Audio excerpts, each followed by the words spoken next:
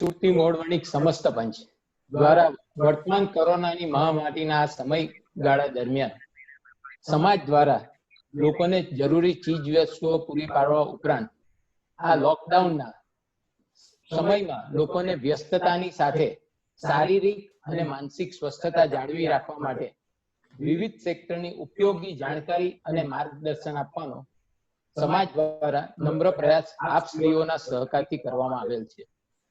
અત્યાર સુધી તારીખ 14/4/2020 થી 30/4/2020 સુધીમાં આરોગ્યલક્ષી, ટેક્સટાઇલના ધંધા વ્યવસાયને લક્ષીને, સ્વાસ્થ્યને લક્ષીને, એક્સાઇઝ અને ડાયટ લક્ષી, ડિજિટલ માર્કેટિંગ લક્ષી, સાયબર ક્રાઇમ લક્ષી તેમજ શિક્ષણ અને કેરિયર ગાઈડન્સ લક્ષી એમ કુલ 10 સફળ વેબિનારોના આયોજન બાદ આજે અમારો આ 11મો માનવ શરીરને સૌથી કોમળ હૃદય, તેની કાળજી, સારવાર અને તેની સાથોસાથ અન્ય અનિવાર્ય ક્રિટિકલ કેર યુનિટ વિશે ઉપયોગી માહિતી આપવા માટે આપ સમક્ષ અમે જાણીતા અમદાવાદ તેમજ સુરતના જાણીતા તબીબીઓને અમે રજૂ કરીએ છીએ અને શક્ય હશે કે આ સેમિનાર તમારા માટે ખૂબ જ ઉપયોગી સાબિત થશે એવું અમે માનીએ છીએ. એક લાઇટર વેમાં કહેવાય છે કે an apple a day keeps the doctor away, but if the doctor is cute, keep the apple away. એટલે આજે અમે આપ સમક્ષ યંગ, ક્યુટ અને ડેડિકેટેડ ડોક્ટર્સની ટીમ પ્રસ્તુત કરવા જઈ રહ્યા છે. તો તમારે જ નક્કી કરવાનું છે કે આપ શ્રીએ એપલને શરૂ કરવું છે કે ડોક્ટરને. આજની વેબિનાર પેનલમાં સ્પીકર્સ તરીકે અમદાવાદની જાણીતી કેડી હોસ્પિટલના 2 તજજ્ઞ ડોક્ટરશ્રીઓ ડોક્ટર જીગર મહેતા તેમજ ડોક્ટર કૃણાલ મહેતા આપણી સમક્ષ છે અને ચીફ ગેસ્ટ તરીકે આપણા સુરત શહેરના જાણીતા અને મોડવણિક સમાજના પણ ખૂબ જ જાણીતા એવા અનુભવી ડોક્ટર રમેશ મોદીને અમે આપ સમક્ષ પ્રસ્તુત કરીએ છીએ. તો ચાલો આપણે આપણા શરીરના સૌથી અનિવાર્ય અને કોમળ અંગ વિશે ઘણું જાણીએ, ઉપરાંત આજના સમયમાં તેની સારવાર કઈ રીતે કરીએ અને એનો સાથે કઈ રીતે અનિવાર્ય જે જરૂરી ટિપ્સ છે તે આપણે જાણીતા ડોક્ટરો પાસે મેળવીએ. તો કાર્યક્રમમાં આપણે આગળ વધીએ. સૌ પ્રથમ હું મોડવણિક સમાજના પ્રમુખ શ્રી હસમુખભાઈ લાલવાડા સાહેબને સ્વાગત પ્રવચન માટે આમંત્રણ આપું છું. મિત્રો, સૌ પ્રથમ તો આજે ગુજરાતની સ્થાપના દિવસ છે. ગુજરાતની સ્થાપના દિવસ માટે આપ સૌને શુભેચ્છા પાઠવું છું અને આ એક ગુજરાતી હોવાનો આપણે ગૌરવ લઈએ. શ્રી સુરતી મોડવણિક સમસ્ત પંચ આયોજિત આજના સાંપ્રત સમયમાં કોરોના COVID-19ની મહામારીમાં prevention is better than cure ના સર્વમાન્ય ઉપયોગી સિદ્ધાંત વિશે લોક જાગૃતિના ભાગરૂપે ક્રિટિકલ કેર અને હાર્ટ પ્રોબ્લેમ્સ અંગે ઉપયોગી માર્ગદર્શન આપવા માટે અમદાવાદની કેડી હોસ્પિટલના જાણીતા તજજ્ઞશ્રીઓ ડોક્ટર જીગર મહેતા અને ડોક્ટર કૃણાલ તમાકવાળા તથા સાથે chief guest doctor Ramesh Modi સાથે વેબિનારનું આયોજન કરેલ છે. આ બંને વક્તાઓ અને વેબિનારના જોડાનાર સૌ શ્રોતાજનો અને અમારી વેબિનારની ટીમ શ્રી દીપક શેઠવાળા, શ્રી આશિષ ગુજરાતી, હિમાંશુ બોડાવાલા, સમસ્ત પંચના સેક્રેટરી શ્રી ધર્મેશ તમખવાળા, સંજય ગાંધી, આજના કાર્યક્રમમાં આપ સૌનું સ્વાગત છે. Welcome to all. મિત્રો, આ અમારો 11મો વેબિનાર છે. મિત્રો, આજે ચારે તરફ કોરોના વાયરસની મહામારીનો ભય ફેલાઈ રહ્યો છે, ત્યારે દરેક વ્યક્તિ એમ વિચારે છે કે મારા મોત સામેના જંગમાં ધર્મ કઈ રીતે સહાયરૂપ બની શકે. એના મનમાં એવો વિચાર ઉઠે છે કે દુનિયામાં આટલા બધા ધર્મગુરુઓ છે તો તેઓ કેમ કશું કરી શકતા નથી, આટલા બધા સંતો છે તો તેઓ કેમ આ મહામારીને હટાવી શકતા નથી, જેમના ચમત્કારની ચોરેને ચૌટે વાત થઈ રહી છે એવા બાબાઓ કે ભુવો કેમ એવો ચમત્કાર કરી શકતા નથી કે જેથી કોરોનાના ભારતમાંથી તો ઠીક પણ અમેરિકા, ઇંગ્લેન્ડ કે ઇટાલીમાંથી પણ નાસી છૂટે. જ્યારે કોઈ વિપત્તિ આવી છે ત્યારે એના ઈશ્વર, એના ઉપદેશકો અને એના સૂત્રધારો સામે એક સવાલ ઉભો થઈ રહ્યો છે અને એવો સવાલ વારંવાર પૂછાય છે કે આ કોરોના સામે ઈશ્વર કે ધર્મ શું કરી શકશે. એ સ્વાભાવિક છે કે માનવીના સંઘર્ષમાં સમયે આપત્તિ દૂર કરવા ઈશ્વર સ્મરણ કરતો હોય છે. કેટલાકના જીવનમાં ઈશ્વર સ્મરણ એ રોજિંદો ક્રમ હોય છે, તો કેટલાકના જીવનમાં એવી રીતે જોવા મળે છે કે કોઈ પણ આપત્તિનું આગમન થાય કે તરત જ ઈશ્વરને તત્કાલ ઉપસ્થિત રહેવાનો સંદેશો મોકલવામાં આવે છે. આપણા જીવનમાં પણ આવતી આપત્તિ સમયે ઈશ્વર પ્રત્યેનો આપણો અભિગમ કેવો હોવો જોઈએ તેનો વિચાર કરવો જોઈએ. આ સમયે કવિવર રવિન્દ્રનાથ ટાગોરે ગીતાંજલિમાં પ્રભુને પ્રાર્થના કરી છે કે વિપત્તિમાં કરો રક્ષા, ન એવી પ્રાર્થના મારી, વિપત્તિથી હું ડરું હું કદી, એ પ્રાર્થના મારી. હું આપણે એવી પ્રાર્થના નથી કરતો કે આ વિપત્તિમાં મારી રક્ષા કરો, પરંતુ મારી એવી પ્રાર્થના છે કે આવી વિપત્તિથી હું ડરું નહીં તેવું કરો. પરંતુ આ તો કવિવર રવિન્દ્ર ટાગોરની ભાવના છે. આપણા સામાન્ય વ્યક્તિ ઈશ્વર પાસે આપત્તિમાંથી મુક્તિ માંગે છે. આજના સમયમાં વિચાર કરીએ તો માનવી ચોતરફ સંકટોથી ઘેરાયેલો છે. એની આપસમાં સતત આપત્તિ વિતરાયેલી લાગે છે. કોરોનાની આપત્તિ તો ખરી, એની સાથે હૃદયની બીમારી હોય તો એ આપત્તિ વધુ પરેશાની કરનારી લાગે છે. એમાં જો ડાયાબિટીસ હોય તો પોતાનું આવી બનશે એવી દહેશત એને રહેતી હોય છે. વળી આ બધા સાથે જો એ સિનિયર સિટીઝન હશે તો મનમાં મૃત્યુનો ભારે દહેશત રહેશે. આ દહેશત એને એવી વેચરાયેલી પડે છે કે આપત્તિમાંથી મળતો બોધપાઠ ભૂલી જાય છે. દરેક આપત્તિ આપણના જીવનને માટે અમૂલ્ય પાઠ આપી જતી હોય છે. અમેરિકાના બહુ તાર્કિષ્ટને મનમાં એવી દહેશત રહેતી હતી કે અંધાપાની આપત્તિ એની આંખોના તેજને આઠમી દેશે તો શું. એ વિચારતો કે હાર્ટ એટેક આવે તો વાંધો નહીં, પરંતુ અંધાપો તો કોઈ પણ હિસાબે ન જોઈએ. 7 વર્ષના બુટ તાર્કિન્સનના એમના દિવાનખંડમાં જુદો જ અનુભવ થયો. એ ખંડમાં પાથરો રંગબેરંગી ચમત્કાર ગાલ્યો છે અને ઝાંખો લાગવા માંડ્યો. સમય જતા ખ્યાલ આવ્યો કે એમની આંખોએ ઝાંખો પડવા માંડી અને અંધાપો આંખના પોપચા પર ટકરો મારી રહ્યો છે. બહુ ધ્રુજી ઉઠ્યા. એમને આશાઓનું જગત અંધકારમાં ડૂબતું દેખાયું. આંખના નિષ્ણાત ડોક્ટર નિદાન કર્યું કે એમની એક આંખની રોશની તો સાવ ચાલી ગઈ છે, માત્ર બીજી આંખના ઝાંખો પ્રકાશ છે. આથી બીજી જ આંખને બચાવવા આપણે ઓપરેશન કરવાનું નક્કી કર્યું. બુટે વાસ્તવિકતાને સ્વીકાર કર્યો અને એ પણ હસ્તે મૂકે. એમને નક્કી કર્યું કે હવે જીવનમાં જે કંઈ આવવાનું છે તે ડરીને કે ગભરાઈને સ્વીકારવાને બદલે ઉલ્લાસથી આવકાર આપો. બીજી આંખને બચાવવા માટે બુટને 1 જ વર્ષમાં 12 ઓપરેશન કરવા પડ્યા. બુટે આવેલી આફતને આનંદથી સ્વીકારી લીધી. એક પછી એક ઓપરેશનો થવા લાગ્યા. બુટ તાર્કિન્સન કહેતા હતા કે પ્રત્યેક ઓપરેશને હું વધુને વધુ અનુભવી બનતો ગયો. આ પરિસ્થિતિમાંથી પ્રતાપપાઠ મેળવતો થયો. એ પછી તો આપણે અંધાપાનો ભય ચાલ્યો ગયો અને પ્રત્યેક ઓપરેશન થતા નવો અનુભવ મને આનંદ, સુખ અને શાંતિ આપતો ગયો. આ 12 ઓપરેશનનો અનુભવ એટલો મહત્વનો અને વ્યક્તિત્વનો વિકાસ કરનાર નીવડ્યો કે અનુભવ જીવનના કોઈ પણ આનંદસભર અનુભવ કરતા ચડિયાતો લાગ્યો. પરિસ્થિતિનો સ્વીકાર અને જાતે સહન કરવાની શક્તિને કારણે બુટ પ્રસન્ન જીવન ગાળી શક્યા. આપત્તિ આપણને જીવન મૂલ્ય શીખવતો શિક્ષક છે અને એ આપત્તિ જ આપણને પરિપક્વતા અને અનુભવ જ્ઞાન આપે છે. પરંતુ આપત્તિગ્રસ્ત માનવી ભયથી એટલો બધો ઘેરાઈ ગયો હોય છે કે એને સર્વત્ર પોતાનું મૃત્યુ જ દેખાય છે. આથી સ્વામી વિવેકાનંદે કહ્યું કે ભયથી જ દુઃખ આવે છે, ભયથી જ મૃત્યુ થાય છે અને ભયથી જ અનિષ્ટો ઉત્પન્ન થાય છે. આપત્તિના આજના સમયમાં સૌથી પહેલો વિચાર તો ભગવાન મહાવીર, ભગવાન બુદ્ધ અને ભગવાન રામ પર આવેલી આપત્તિઓનો કરવો જોઈએ. ભગવાન મહાવીર પર રાક્ષસ, વેંટર, દેવ અને પશુ સૌએ આપત્તિઓનો વરસાદ વરસાવ્યો હતો. આવો આપત્તિઓથી તેઓ સહેજે અકળાયા નહીં. સંગમ દેવના ઉપસર્ગને કારણે 6 મહિના સુધી એમને ઉપવાસ કર્યા, તેમ છતાં એનાથી સહેજે ચલિત થયા વિના આપણને સંગમ દેવને સમા આપી. ભગવાન બુદ્ધ પર લોકો થૂકતા હતા, પથ્થર મારતા હતા, તેમ છતાં તેઓ આવી આપત્તિઓ સામે અચળ રહ્યા.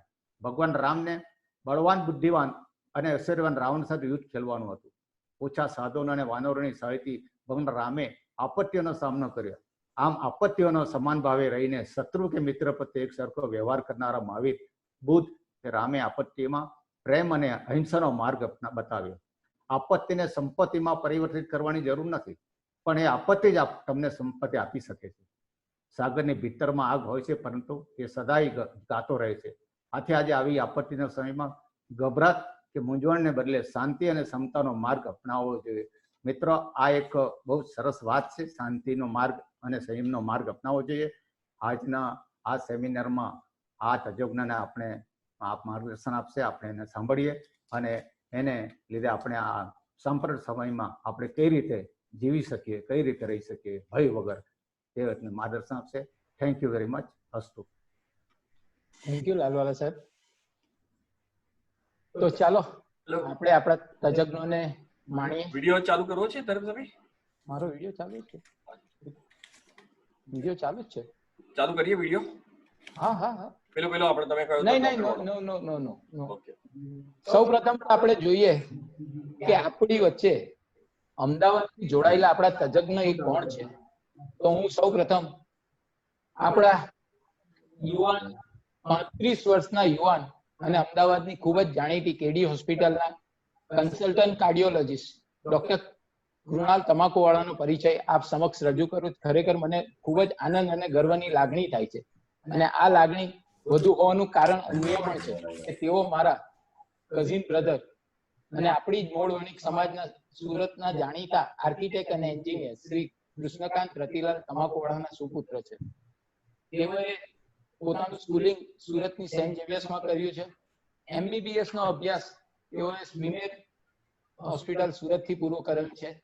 ત્યાર પછી MD medicine from DY Patil medical college Pune 2014માં જેમણે કર્યો છે. ત્યાર પછી DM cardiologist from SBKS medical Gujarat university 2017માં પૂરો કર્યો છે.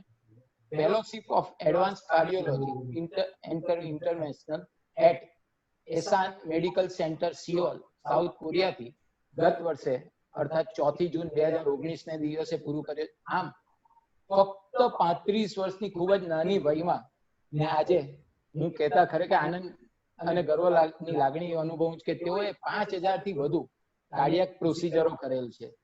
ને ત્યાં એમનો યુવાન આપણા ડોક્ટરનો એક પરિચય છે. તો હું ડોક્ટરને એમના થોડાક વિચારો રજૂ કરવા કહું, પછી એમને હું અમુક પ્રશ્નોત્તરી દ્વારા આપણે માર્ગદર્શન મેળવશું. Welcome Krunal. Good evening everyone. સૌપ્રથમ હું તમારું હાર્દિક સ્વાગત કરું છું આ વેબિનારમાં, જેમાં આપણે હમણાં કોરોના પર ટોપિક ઘણા ચાલી રહ્યા છે સોશિયલ મીડિયા પર અને ઘણા લોકોમાં ડરનો માહોલ પણ છે.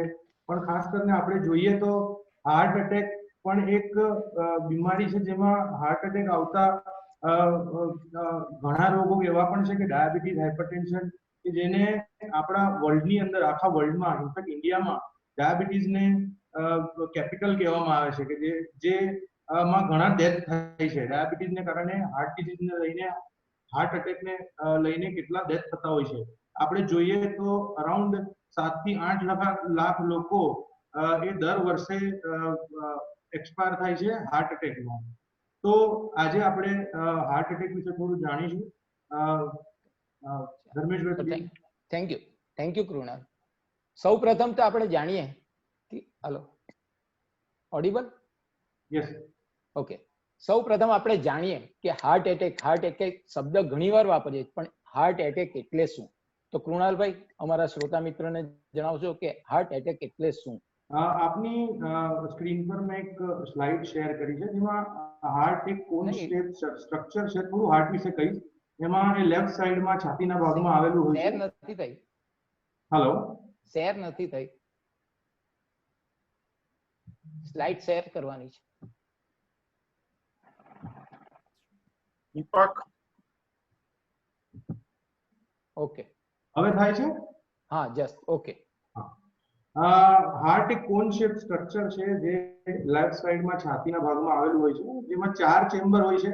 ઉપરના 2 ચેમ્બરને આપણે એટ્રિયા, નીચેના 2 ચેમ્બરને વેન્ટ્રિકલ, જેને ગુજરાતીમાં આપણે કર્ણક અને ક્ષેપક કહેતા હતા. હવે આ જે ચેમ્બર છે જેની ઉપર, જેવી રીતે આપણે હાથની ઉપર નસ આવેલી હોય છે, જે નસ આપણને દેખાય છે, તેવી હાર્ટની ઉપર એટલે હૃદયની ઉપર પણ નસ હોય છે. એ નસ આપણને પિક્ચરમાં જોઈ શકાય છે.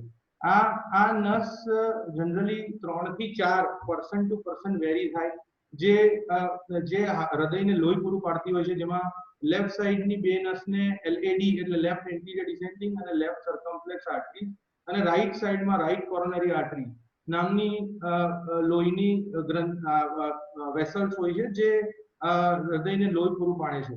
હવે આ જ્યારે લોહીની ગ્રંથિ એ બ્લોકેજ થાય એટલે બ્લોકેજ જનરલી કોલેસ્ટ્રોલ ના પ્લાક્સ હોય છે. જે પ્લાક્સ આગળ જઈને જેનો ઉપરનું લેયર કડક થતું જાય છે, અને કડક લેયર ફૂટવાને કારણે આ પિક્ચરમાં બતાવ્યું છે નોર્મલ આર્ટરી છે ફર્સ્ટ પિક્ચરમાં. બીજામાં અંદર યલો કલરનું જે કોલેસ્ટ્રોલ લેયર છે તે વધતું જાય છે. વધતું જાય છે ને એક સ્ટેજ એવો આવે છે કે જેમાં ઉપરનું લેયર તૂટી જતા અંદરનું કોલેસ્ટ્રોલ મેઇન બ્લડ સ્ટ્રીમને રોકે છે. મેઇન બ્લડ સ્ટ્રીમને જ્યારે રોકે ત્યારે એ લોહીનો ગઠ્ઠો અને કોલેસ્ટ્રોલનું લેયર એ બંને મળીને એક બ્લડ ક્લોટ બનાવે છે.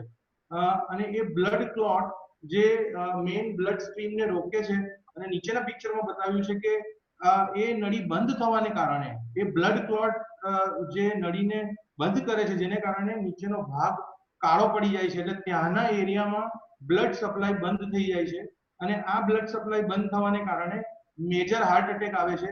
એટલે ઘણીવાર એવું કહેતા હોય છે પેશન્ટ આવીને કેબિનમાં એવું કહેતા હોય છે કે હમણાં મારા સંબંધી સારા હતા અને 5 મિનિટ પછી છાતીમાં દુખાવો થયો અને એક્સપાયર કેમ થઈ ગયા? તો તેનું મેઇન રીઝન આ છે કે ઉપરનું લેયર ધીમે ધીમે કોલેસ્ટ્રોલનું લેયર, કોલેસ્ટ્રોલનો પ્લાક, કોલેસ્ટ્રોલ બર્ડન વધતા એ ઉપરનું લેયર કડક થતું જાય છે અને કોઈ વખત એવું થાય કે એમાં તિરાડ પડે અને અંદરનું કોલેસ્ટ્રોલ બહાર આવે જે બ્લડ ક્લોટ સાથે મળીને એક હાર્ટ એટેક સ્વરૂપે થાય છે, જેમાં પર્સનને કે પેશન્ટને ભારે છાતીમાં દુખાવો થાય છે, કોઈએ છાતી પર પથ્થર મૂક્યો હોય એવો દુખાવો થાય છે.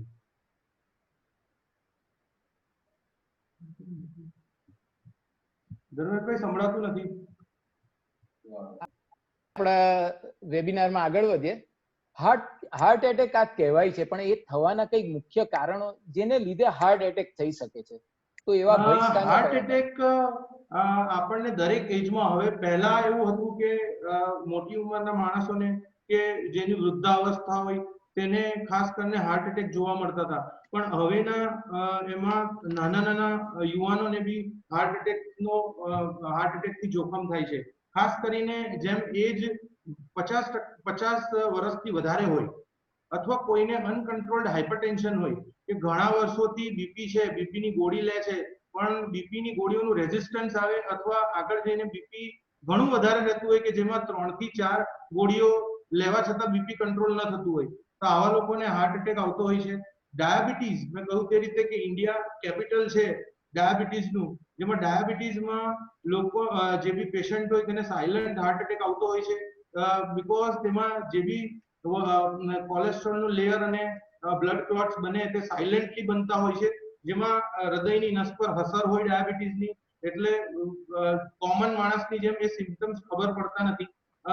સ્ટ્રેસ, એન્ઝાઇટી, સ્ટ્રેસ લેવલ, કામનું ફિઝિકલ મેન્ટલ સ્ટ્રેસ આ વધારે હોય તો તેવા લોકોને બી હાર્ટ એટેક આવતા હોય છે. ખાસ કરીને કોલેસ્ટ્રોલનું લેવલ, જે આપણે 3 પ્રકારના કોલેસ્ટ્રોલ છે, HDL હાઈ ડેન્સિટી લાઇપોપ્રોટીન કે જેમાં સારું કોલેસ્ટ્રોલ આપણે કહીએ છીએ, લો ડેન્સિટી સારું કોલેસ્ટ્રોલ જેટલું વધશે તેટલું ખરાબ કોલેસ્ટ્રોલ કે જે લો ડેન્સિટી લાઇપોપ્રોટીન અને વેરી લો ડેન્સિટી લાઇપોપ્રોટીન ટ્રાઇગ્લિસરાઇડ લેવલ આ બધું કંટ્રોલ કરશે જો આપણે HDL એક્સરસાઇઝ થી વધારીશું. ખાસ કરીને જે યુવાનોમાં પ્રોબ્લેમ છે તે સ્મોકિંગનો છે કે સ્મોકિંગ, ટોબેકો ચુઇંગ આ બધી હેબિટ્સ વધી છે. ટાઈપ એ પર્સનાલિટી કે આખો દિવસનું શેડ્યુલ એટલું હોય કે પોતાના ખાવા પીવાના પર ધ્યાન ન હોય. ટાઈપ એ પર્સનાલિટી, ઓબેસિટી, ઘણું વધારે વજન કે જેનું BMI body mass index more than 30 હોય, તેવા લોકોને હાર્ટ એટેક આવતો હોય છે. હા, હવે આપણે આગળ વધીએ. તો હાર્ટ એટેક આવવાનો છે તો એના કયા લક્ષણો છે કે જેનાથી ખબર પડે કે ભાઈ હાર્ટ એટેક આવવાનો, ને એવા સંજોગોમાં આપણા હાર્ટબીટ નોર્મલ હાર્ટબીટ્સ કરતા કેટલા અંશે વધેલા હોય કે કયા રેન્જમાં એ હાર્ટબીટ્સ ચાલતા હોય?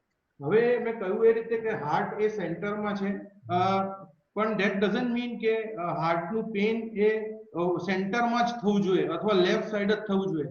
હાર્ટનું પેન સૌથી પહેલા તો મેં કહ્યું એ રીતે કે આપણે છાતી પર પથ્થર મૂક્યો હોય એવા ટાઈપનું સખત પેન થાય જે સહન નહીં કરી શકાય, અને મોસ્ટ ઓફ ધ પેન એ રેડિએટિંગ હોય, રેડિએટિંગ ટુ લેફ્ટ આર્મ અને ફોરઆર્મ એવું આપણે પહેલા ભણ્યા હતા. હવે આ પેન ઘણી વખત રાઈટ શોલ્ડર પર બી રેડિયેટ થતું હોય, ઘણી વખત જો પર રેડિયેટ થતું હોય, ઘણી વખત અટેક પહેલાનો સિમ્પટમ્સ હોય કે જેને અનસ્ટેબલ એન્જાઇના કહેવાય કે જેમાં માણસ ચાલે કે થોડું લાંબુ ચાલે 50 કે 100 મીટર તો એને ઉભા રહી જવું પડે, અથવા તો એને કંઈક ગોળી સોર્બિટ્રેટ કેવું લેવું પડે ત્યારે આ પેન સારું થાય.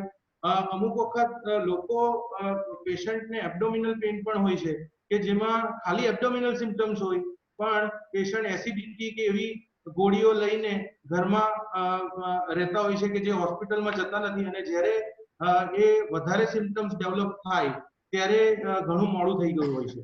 અને ખાસ કરીને બ્રેથલેસનેસ કે શ્વાસ, એક જાતનો શ્વાસ ચડે, ચાલતા શ્વાસ ચડે, બીકોઝ હાર્ટ એટેક આવે ત્યારે હાર્ટનું પમ્પિંગ જે ઓછું થઈ ગયું હોય, નોર્મલ આપણું પમ્પિંગ 60% જે આપણે ઇકોથી આપણને ઇકોકાર્ડિયોગ્રાફીથી ખબર પડે છે, હૃદયની સોનોગ્રાફીથી જે 30% થી ઓછું થઈ જાય તો માણસને બેઠા બેઠા શ્વાસ ચડે અથવા તો રાત્રે ગભરામણથી ઊભા થઈ જવું પડે. આવા સિમ્પટમ્સ, આવા લક્ષણો પણ હાર્ટ એટેકને રિલેટેડ હોય છે. Thank you Krunal.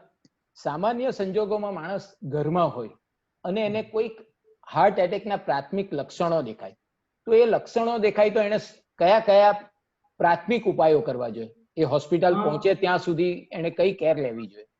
જનરલી પેશન્ટના રિલેટિવે પહેલા તો જ્યારે હાર્ટ એટેક થતો હોય ત્યારે સિવિયર પેન હોય છે, તો રિલેટિવે પહેલા તો શાંતિ રાખવી જોઈએ, કારણ કે પેશન્ટ એ ઘણું એન્ઝિયસ હોય છે, એને થોડી સાંત્વન આપવી જોઈએ. અમુક વખત ઘરમાં જ અમુક ગોળીઓ હોય છે, જેવું લોહી પાતળું કરવાની ગોળીઓ અથવા તો સોર્બિટેટ કોઈ લેતું હોય તો એ ગોળીઓનો ઉપયોગ ડોક્ટરની સલાહ પ્રમાણે કરી શકાય. હાર્ટ એટેક એ એક એક્યુટ ડિઝીઝ છે કે જેમાં તમારે તરત જ હોસ્પિટલ પહોંચી જવાનું હોય છે, કારણ કે જેટલું હાર્ટને બેનિફિટ કરાય આપણે, કે એ જે નળી હાર્ટ એટેકને કારણે બંધ થઈ છે એને જેટલી જલ્દી ખોલાય એટલું હાર્ટનું પમ્પિંગ ને આપણે બચાવી શકાય છે. એટલે નજીકમાં જો હોસ્પિટલ હોય તો પ્રાથમિક સારવાર માટે સેન્ટર પર પહોંચી જવું જોઈએ. એટલીસ્ટ ઈસીજી એ બહુ જરૂરી છે, કારણ કે ઈસીજી ઉપરથી 50% માહિતી આપણને મળે છે. અને કેથલેબ ઇક્વિપ સેન્ટરમાં according to American college of કાર્ડિયોલોજીના ગાઈડલાઇન્સ પ્રમાણે કેથલેબ ઇક્વિપ સેન્ટર કે જે હોસ્પિટલમાં કેથલેબ હોય, આ હોસ્પિટલમાં પહોંચી જઈએ તો હાર્ટને આપણે મેજર કોમ્પ્લિકેશન્સથી બચાવી શકાય. ફાઇન. હવે અત્યારે એક ટર્મિનોલોજી ઘણા વખતથી બહુ લોકોમાં પ્રચલિત છે કે હાર્ટ એટેકના સમયમાં golden hours. Golden hours, what does it means? એટલે શું? મેં કહ્યું એ રીતે કે કોઈ બી પેશન્ટને કોઈ પણ જગ્યાએ હાર્ટ એટેક આવે અને ટિપિકલ સિમ્પટમ્સ હોય કે છાતી પર પથ્થર મૂક્યો હોય એવું લાગે, અસહ્ય દુખાવો, આ સિમ્પટમ્સ જો હોય તો ગોલ્ડન અવર્સ એટલે કે 4 થી 6 કલાક. 4 થી 6 કલાકમાં જો તમે આ હાર્ટની નળીને ઓપન કરી શકો તો એ કેથલેબ ઇક્વિપ સેન્ટરમાં પહોંચીને ડોક્ટરની સલાહ મુજબ જો એન્જિયોગ્રાફી કરીને આપણે એ બ્લોકેજને આઈડેન્ટિફિકેશન કરી દઈએ અને એ નળીને કલ્પ્રિટ વેસલ કે જેને કારણે હાર્ટ એટેક આવ્યો છે એને ખોલી કાઢીએ તો પેશન્ટનું પમ્પિંગ, જે નોર્મલ હાર્ટનું પમ્પિંગ 60% છે તે આપણે ઓછું થતા રોકી શકીએ છીએ. અને ફ્યુચરમાં ધારો કે આપણે 6 કલાકથી ઉપરનો સમય જતો રહે તો પેશન્ટનું પમ્પિંગ મેં કહ્યું એ રીતે ક્રમાનુસાર ઓછું થતું જાય છે અને ભવિષ્યમાં એને શ્વાસની તકલીફો, પગે સોજા, છાતીમાં સતત દુખાવો, ગોળી લેતા બી ઘણી લોહી પાતળું કરવાની ગોળી, સ્ટેટિન વગેરે લેતા પણ એ દુખાવો ઓછો નથી થતો. તો આ ગોલ્ડન આવરમાં હાર્ટની ટ્રીટમેન્ટ ઘણી ઇમ્પોર્ટન્ટ છે. Thank you. હવે ખરેખર અત્યારે લોકોમાં એક મિસઇન્ટરપ્રિટેશન હોય છે કે જેવો હાર્ટ એટેક આવે હોસ્પિટલ લઈ જાય છે એટલે ડોક્ટર્સ એને એન્જિયોગ્રાફી ને એ રીતે કરીને આખા મેન્ટલ સ્ટ્રેસ પહોંચાડીને તરત બાયપાસ ને એમાં એ કરે. તો આ ગોલ્ડન અવર્સમાં ખરેખર બેઝિકલી એને કઈ ટ્રીટમેન્ટ ખૂબ જ ઉપયોગી થઈ પડે છે? ગોલ્ડન આવરમાં આપણે બે ટ્રીટમેન્ટ હોય છે. એક થ્રોમ્બોલિટિક થેરાપી. થ્રોમ્બોલિટિક થેરાપીમાં પહેલા એવું હતું કે સ્ટ્રેપ્ટોકાઇનેઝ નામનું ઇન્જેક્શન જે આપતા હતા 30 to 45 મિનિટ્સમાં, કે જેનાથી નળીઓ ઓપન, જ્યારે કેથલેબ ફેસિલિટી હતી નહીં પહેલા ત્યારે સ્ટ્રેપ્ટોકાઇનેઝ નામનું ઇન્જેક્શન. હવે માર્કેટમાં ઘણા એનાથી ઉપરના ઇન્જેક્શન અવેલેબલ છે. રેટિપ્લેસ, ટેનિક્ટપ્લેસ નામના ઇન્જેક્શન કે જેનાથી નળીનો બ્લોક ખુલી જતો હોય છે. એન્જિયોગ્રાફી સૌથી according to American college of cardiology પ્રમાણે મેં અગાઉ વારે કરું છું કે જે કેથલેબ ઇક્વિપ સેન્ટર છે કે જેમાં આપણે એન્જિયોગ્રાફી કરી શકીએ ગોલ્ડન આવરમાં. એટલે કે એક બે ટર્મિનોલોજી એવી પણ છે કે એક તો ડોર ટુ નીડલ ટાઈમ અને ડોર ટુ બલૂન ટાઈમ. એટલે આપણે ઘરે હોઈએ અને જ્યાં કેથ લેબ હોય ત્યાં પહોંચીએ તો એ ટાઈમ આપણે મેન્ટેન કરવાનો હોય કે ભાઈ મારા ડોર પર પેશન્ટ આવ્યું અને એને હું પહેલી નીડલ કરીને થ્રોમ્બોલિટિક થેરાપી આપું તો એ થેરાપી 30 to 60 મિનિટ્સમાં મારે પૂરી કરવાની હોય તો એના હાર્ટને ફાયદો થાય. અથવા હું એને જો બલૂન એન્જિયોપ્લાસ્ટી કરું કે પેશન્ટને હું કેથ લેબમાં લઈ જઈને એને બલૂન કરીને એની જગ્યાએ સ્ટેન્ટ મૂકું તો એની નળી ખુલી જાય તો એ જે ટાઈમ ફ્રેમ છે જેને ડોર ટુ બલૂન ટાઈમ કહેવાય છે, મારે 90 મિનિટ્સમાં આ પ્રોસિજર પૂરી કરવાની હોય છે. હવે ધારો કે આ કહેવાય છે કે ગોલ્ડન અવર્સ, પણ સપોઝ કોઈ દર્દી કોઈ પણ રીતે રાતના સ્લીપિંગમાં કે કશામાં એને મેજર હાર્ટ એટેક આવ્યો છતાં એ ગોલ્ડન અવર્સ થી થોડું વિચલિત થાય છે, તો એનાથી હાર્ટ કે કશાને નુકસાન થાય? સપોઝ એની રિકવરી તો ટફ બને છે, પણ રિકવર થવા માટે બી એનો હાર્ટને ડેમેજ થાય. મેં આગળ તમને જે પિક્ચર બતાવ્યું જેમાં જેમ ગોલ્ડન અવર 4 to 6 અવર્સ ની અંદર એવું નથી હોતું કે 6 અવર્સ પછી તમે પહોંચો. જનરલી કેવું હોય છે કે હાર્ટને આપણે બચાવવાનું તો છે કે હાર્ટની નળી ઓપન તો કરવાની જ છે, એટલે 6 કલાક પછી પણ પહોંચો. પણ એમાં તમે જો એવું હોય કે જનરલી શું હોય કે જ્યારે બ્લોકેજ હોય એટલે હાર્ટના અમુક મિકેનિઝમ થી શરીરનું અમુક એન્ઝાઇમ એને ખોલવાની ટ્રાય કરે. એટલે અમુક વખત એવું પણ હોય કે ભલે તમે 6 કલાક પછી પહોંચ્યા હો પણ શરીરના એવા મિકેનિઝમ થી જો નળી ખુલી ગઈ હોય તો હાર્ટને ફાયદો થવાનું ચાલુ થાય છે. એટલે કદાચ તમે એન્જિયોગ્રાફી કરો ને એવું હોય કે રીકેનાલાઇઝ વેસલ એટલે નળી એની જાતે ખુલી ગઈ છે અથવા દવાઓથી ખુલી ગઈ છે તો તેમાં એન્જિયોપ્લાસ્ટી કે સ્ટેન્ટની જરૂર હોતી નથી. 6 કલાક પછી અથવા 12 કલાક પછી પેશન્ટ પહોંચે તો હાર્ટનું પમ્પિંગ જે નોર્મલ 60 to 70% હોય તે ધીમે ધીમે ઓછું 45% 30% જેવું થઈ જાય છે. અગાઉ તમે એક ક્વેશ્ચન પૂછ્યો તો મને કે હાર્ટના બીટમાં શું ફરક પડે છે, તો હું એનો જવાબ તમને આપવાનો રહી ગયો છે કે લેફ્ટ સાઈડમાં જે નળી હોય લેફ્ટ એન્ટિરિયર ડિસેન્ડિંગ આર્ટરી જે બ્લોક થાય તો જનરલી ટેકિકાર્ડિયા થતું હોય છે. ટેકિકાર્ડિયા એટલે હાર્ટ રેટ આપણો જે નોર્મલ 60 to 100 હોય જે 100 ની ઉપર પહોંચી જતો હોય છે લેફ્ટ સાઈડની નળી બંધ થાય તો. બીકોઝ અને રાઈટ સાઈડની નળી જ્યારે બંધ થાય કે રાઈટ કોરોનરી આર્ટરી ત્યારે જનરલી બ્રેડિકાર્ડિયા એટલે 60 થી નીચે હાર્ટ રેટ પહોંચતા હોય છે. બીકોઝ જે રાઈટ સાઈડની નળી છે તે આપણા જે કુદરતી પેસમેકર ભગવાને આપ્યું છે એસએ નોડ ને એવી નોડ ત્યાંથી એને સપ્લાય કરતી હોય છે કે જે કુદરતી પેસમેકર છે એટલે ધબકારા ઓછા થતા હોય છે એવી બ્લોક્સ ડેવલપ થાય છે. અને મે બી એમાં અમુક પેશન્ટને પેસમેકરની જરૂર બી પડે છે. Thank you. હવે આ જે તમારી મેડિકલ લેંગ્વેજમાં એન્જિયોગ્રાફી, એન્જિયોપ્લાસ્ટી, બાયપાસ, સ્ટેન્ટ્સ એ એકચ્યુઅલી શું છે એનું થોડુંક ડીપમાં અમારા શ્રોતા મિત્રોને થોડું જણાવશો? એન્જિયોગ્રાફી એ એક કેથ લેબ નામની રૂમમાં એક થતી પ્રોસિજર છે જે કાર્ડિયોલોજિસ્ટ એ હાથની જે નળી છે જેને રેડિયલ આર્ટરી આપણે કહીએ છીએ એ રેડિયલ આર્ટરીમાંથી એક કેથેટર બેઝ પ્રોસિજર છે જેમાં સૌપ્રથમ એક વાયર જે વાયરની સાઈઝનો વાયર હોય છે વાયરની ઉપર કેથેટર કરીને લોકલ એનેસ્થેશિયા દ્વારા આટલા ભાગને લોકલ એનેસ્થેશિયા કરીને જે સીટી સ્કેન જેવું મશીન હોય છે જેમાં હાર્ટના ફોટા પાડવાના હોય છે. મેં આ પિક્ચરમાં બતાવ્યું છે એ રીતે કે લેફ્ટ સાઈડના પિક્ચરની અંદર બ્લોક આર્ટરી બતાવી છે અને રાઈટ સાઈડના પિક્ચરમાં પગેથી બતાવ્યું છે. પહેલા આજથી 10 વર્ષ પહેલા જ્યારે રેડિયલ આર્ટરી હાર્ટની નળીમાંથી કાર્ડિયોલોજિસ્ટ પ્રોસિજર નહોતા કરતા ત્યારે કાર્ડિયોલોજિસ્ટ નીચેની પગની ફિમોરલ આર્ટરી કે જે મોટી આર્ટરી છે ત્યાંથી પ્રોસિજર કરતા હતા જેમાં પેશન્ટનો સ્ટે વધારે થતો હતો અને એ પેઇનફુલ પ્રોસિજર હતી અને કોમ્પ્લિકેશન બી હિમેટોમા કે જ્યાં લોહીનો ગઠ્ઠો પગમાં બને એવા કોમ્પ્લિકેશન બી ઘણા વધારે હતા. એટલે હવે નવી પ્રોસિજર પ્રમાણે હાથની નળીમાં એનેસ્થેશિયા આપીને ત્યાંથી રેડિયલ આર્ટરીમાંથી પ્રોસિજર કરે છે કે જેથી 2 કલાકમાં પેશન્ટને પ્રોસિજર પછી જો એન્જિયોગ્રાફી નોર્મલ હોય તો ડિસ્ચાર્જ બી આપી શકાય છે. એન્જિયોપ્લાસ્ટી એટલે જનરલી મેં કીધું એ રીતે કે 75 કે 80% થી ઉપરનો બ્લોકેજ હોય તો આ બ્લોકેજને બલૂનથી એ જ્યાંથી મેં કહ્યું તે રીતે કે હાથની નળીમાંથી સ્ટેન્ટ અને પસાર કરીને એ નળીને બલૂન પસાર કરીને બલૂનથી બ્લોકને ખોલીને એની ઉપર સ્ટેન્ટ મૂકવાનો હોય છે.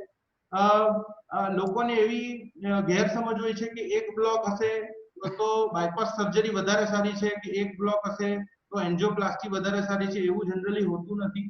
ફેવરેબલ કન્ડિશન્સ એટલે કેવું હોય કે ડાયાબિટીસ પેશન્ટને ડિફ્યુઝલી ડિઝીઝ આર્ટરી હોય તો એટલી બધી જગ્યાએ સ્ટેન્ટ નહીં મુકાય. એવી કન્ડિશનમાં આપણને પગમાંથી અથવા હાથમાંથી અથવા ભગવાને ગળામાં નળીઓ આપેલી છે એક્સ્ટ્રા, જેને લીમા અને રીમા નળીઓ કહે છે, કે જેમાં ઉપરની જે આ લેફ્ટ સાઈડ પર એન્જિયોગ્રાફી લખ્યું છે ત્યાં બાજુમાં હાર્ટનું પિક્ચર છે અને એમાં એઓર્ટા નામની નળી છે ઉપર, જ્યાંથી બાયપાસ ગ્રાફ જ્યાં બ્લોકેજ છે એની નીચે મૂકવામાં આવે છે. અને આ ગ્રાફ એ બાયપાસ કરવામાં આવે છે કે જેથી ફોર એક્ઝામ્પલ હું રસ્તા પર જતો હોઉં અને રસ્તો આગળથી બંધ છે અને એ બાયપાસ એવી વસ્તુ છે કે આગળથી રસ્તો બંધ છે એટલે મારે કોઈ બીજા બાયપાસ રસ્તા થ્રુ જવું પડે. એટલે નળી જો પૂરી બ્લોક હોય ને ડિફ્યુઝલી ડિઝીઝ આર્ટરીઝ હોય તો મેઇન નસમાંથી જે એઓર્ટા ઉપર મોટી નસ છે હૃદયની તેમાંથી એક ગ્રાફ પગમાં અથવા હાથમાંથી લઈને બાયપાસ ટ્રેક બનાવીને નીચે જોડતા હોય છે. એટલે એ કાર્ડિયોલોજિસ્ટના અને સર્જન ડિસાઈડ કરે છે કે કયા પેશન્ટને એન્જિયોપ્લાસ્ટી અથવા બાયપાસની જરૂર પડશે. ખૂબ જ સુંદર. હવે ખરેખર તમે કીધું કે કેટલાકમાં ક્રિટિકલ પ્રોબ્લેમ્સ હોય છે, ડાયાબિટીક પેશન્ટ ને બધામાં, તો તેમાં એકથી વધુ પણ સ્ટેન્ટ્સ મૂકવા પડતા હોય છે. તો એક વ્યક્તિમાં મેક્સિમમ સ્ટેન્ટ્સ કેટલા મૂકી શકાય? વર્લ્ડમાં શું એ થયું ને તમે અત્યાર સુધીમાં મેક્સિમમ સ્ટેન્ટ્સ કોઈ એક વ્યક્તિમાં કેટલા મૂકેલા? હમણાં પરમ દિવસે એક પેશન્ટ મેજર હાર્ટ અટેક સાથે આવ્યું હતું, એક્યુટ એન્ટિરિયર વોલ એમાં, એટલે એલએડી વેસલ આ જે લેફ્ટ સાઈડ પર જ્યાં લખ્યું છે બ્લોક કોરોનરી આર્ટરી આપણા પાવર પોઈન્ટ પ્રેઝન્ટેશનમાં, તો એ નળીમાં ઉપર બ્લોક હતો 90%નો, વચ્ચે જ્યાં કાળું બતાવ્યું છે ત્યાં 99%નો બ્લોક હતો અને નીચે જ્યાં નાની વેસલ છે ત્યાં પણ એક 90%નો બ્લોક હતો. અને એમાંથી એક બીજી વેસલ નીકળે જે ડાયાગ્રામમાં બતાવ્યું નથી, એ નળીની અંદર પણ નીચે 99% જેવો બ્લોક હતો. 2 દિવસ પહેલાની જ વાત છે, જેમાં એમાં આઈડિયલી પેશન્ટ વોઝ ડાયાબિટીક, તો સર્જને એટલે પેશન્ટ એ પોતે પેશન્ટને જ્યાં એન્જિયોગ્રાફી બહાર કરી હતી ત્યાં સલાહ આપી હતી કે બાયપાસ સર્જરી કરવી જોઈએ. ડાયાબિટીસમાં ડેટા એવું કહે છે કે જ્યારે ડિફ્યુઝલી કોરોનરી આર્ટરી ડિફ્યુઝલી ડિઝીઝ હોય, મલ્ટીપલ આવા બ્લોક્સ હોય, તો મલ્ટીપલ સ્ટેન્ટ્સ એ હિતાવહ નથી, કારણ કે એમાં એ સ્ટેન્ટ પાછા બંધ થઈ જાય અને એ સ્ટેન્ટમાં બંધ થવાને કારણે મેજર હાર્ટ એટેક આવે એવા કિસ્સા બન્યા છે. પણ જ્યારે મેં પેશન્ટનું કાઉન્સિલિંગ કર્યું કે પહેલું, બીજું, ત્રીજું અને ચોથું જો મને ઓપ્શન આપવામાં આવે તો ડાયાબિટીસ પેશન્ટમાં આવો ડિફ્યુઝલી કોરોનરી આર્ટરી ડિઝીઝ હોય તો હું પહેલો ઓપ્શન બાયપાસ સર્જરી જ આપું. એટલે આવી રીતે જ પેશન્ટ સાથે ડિસ્કશન કર્યું, પણ પેશન્ટને ઓપન હાર્ટ સર્જરીમાં જવું નહોતું. એટલે જો પેશન્ટની વિલિંગનેસ નહીં હોય ઓપન હાર્ટ સર્જરીમાં તો one can do angioplasty also.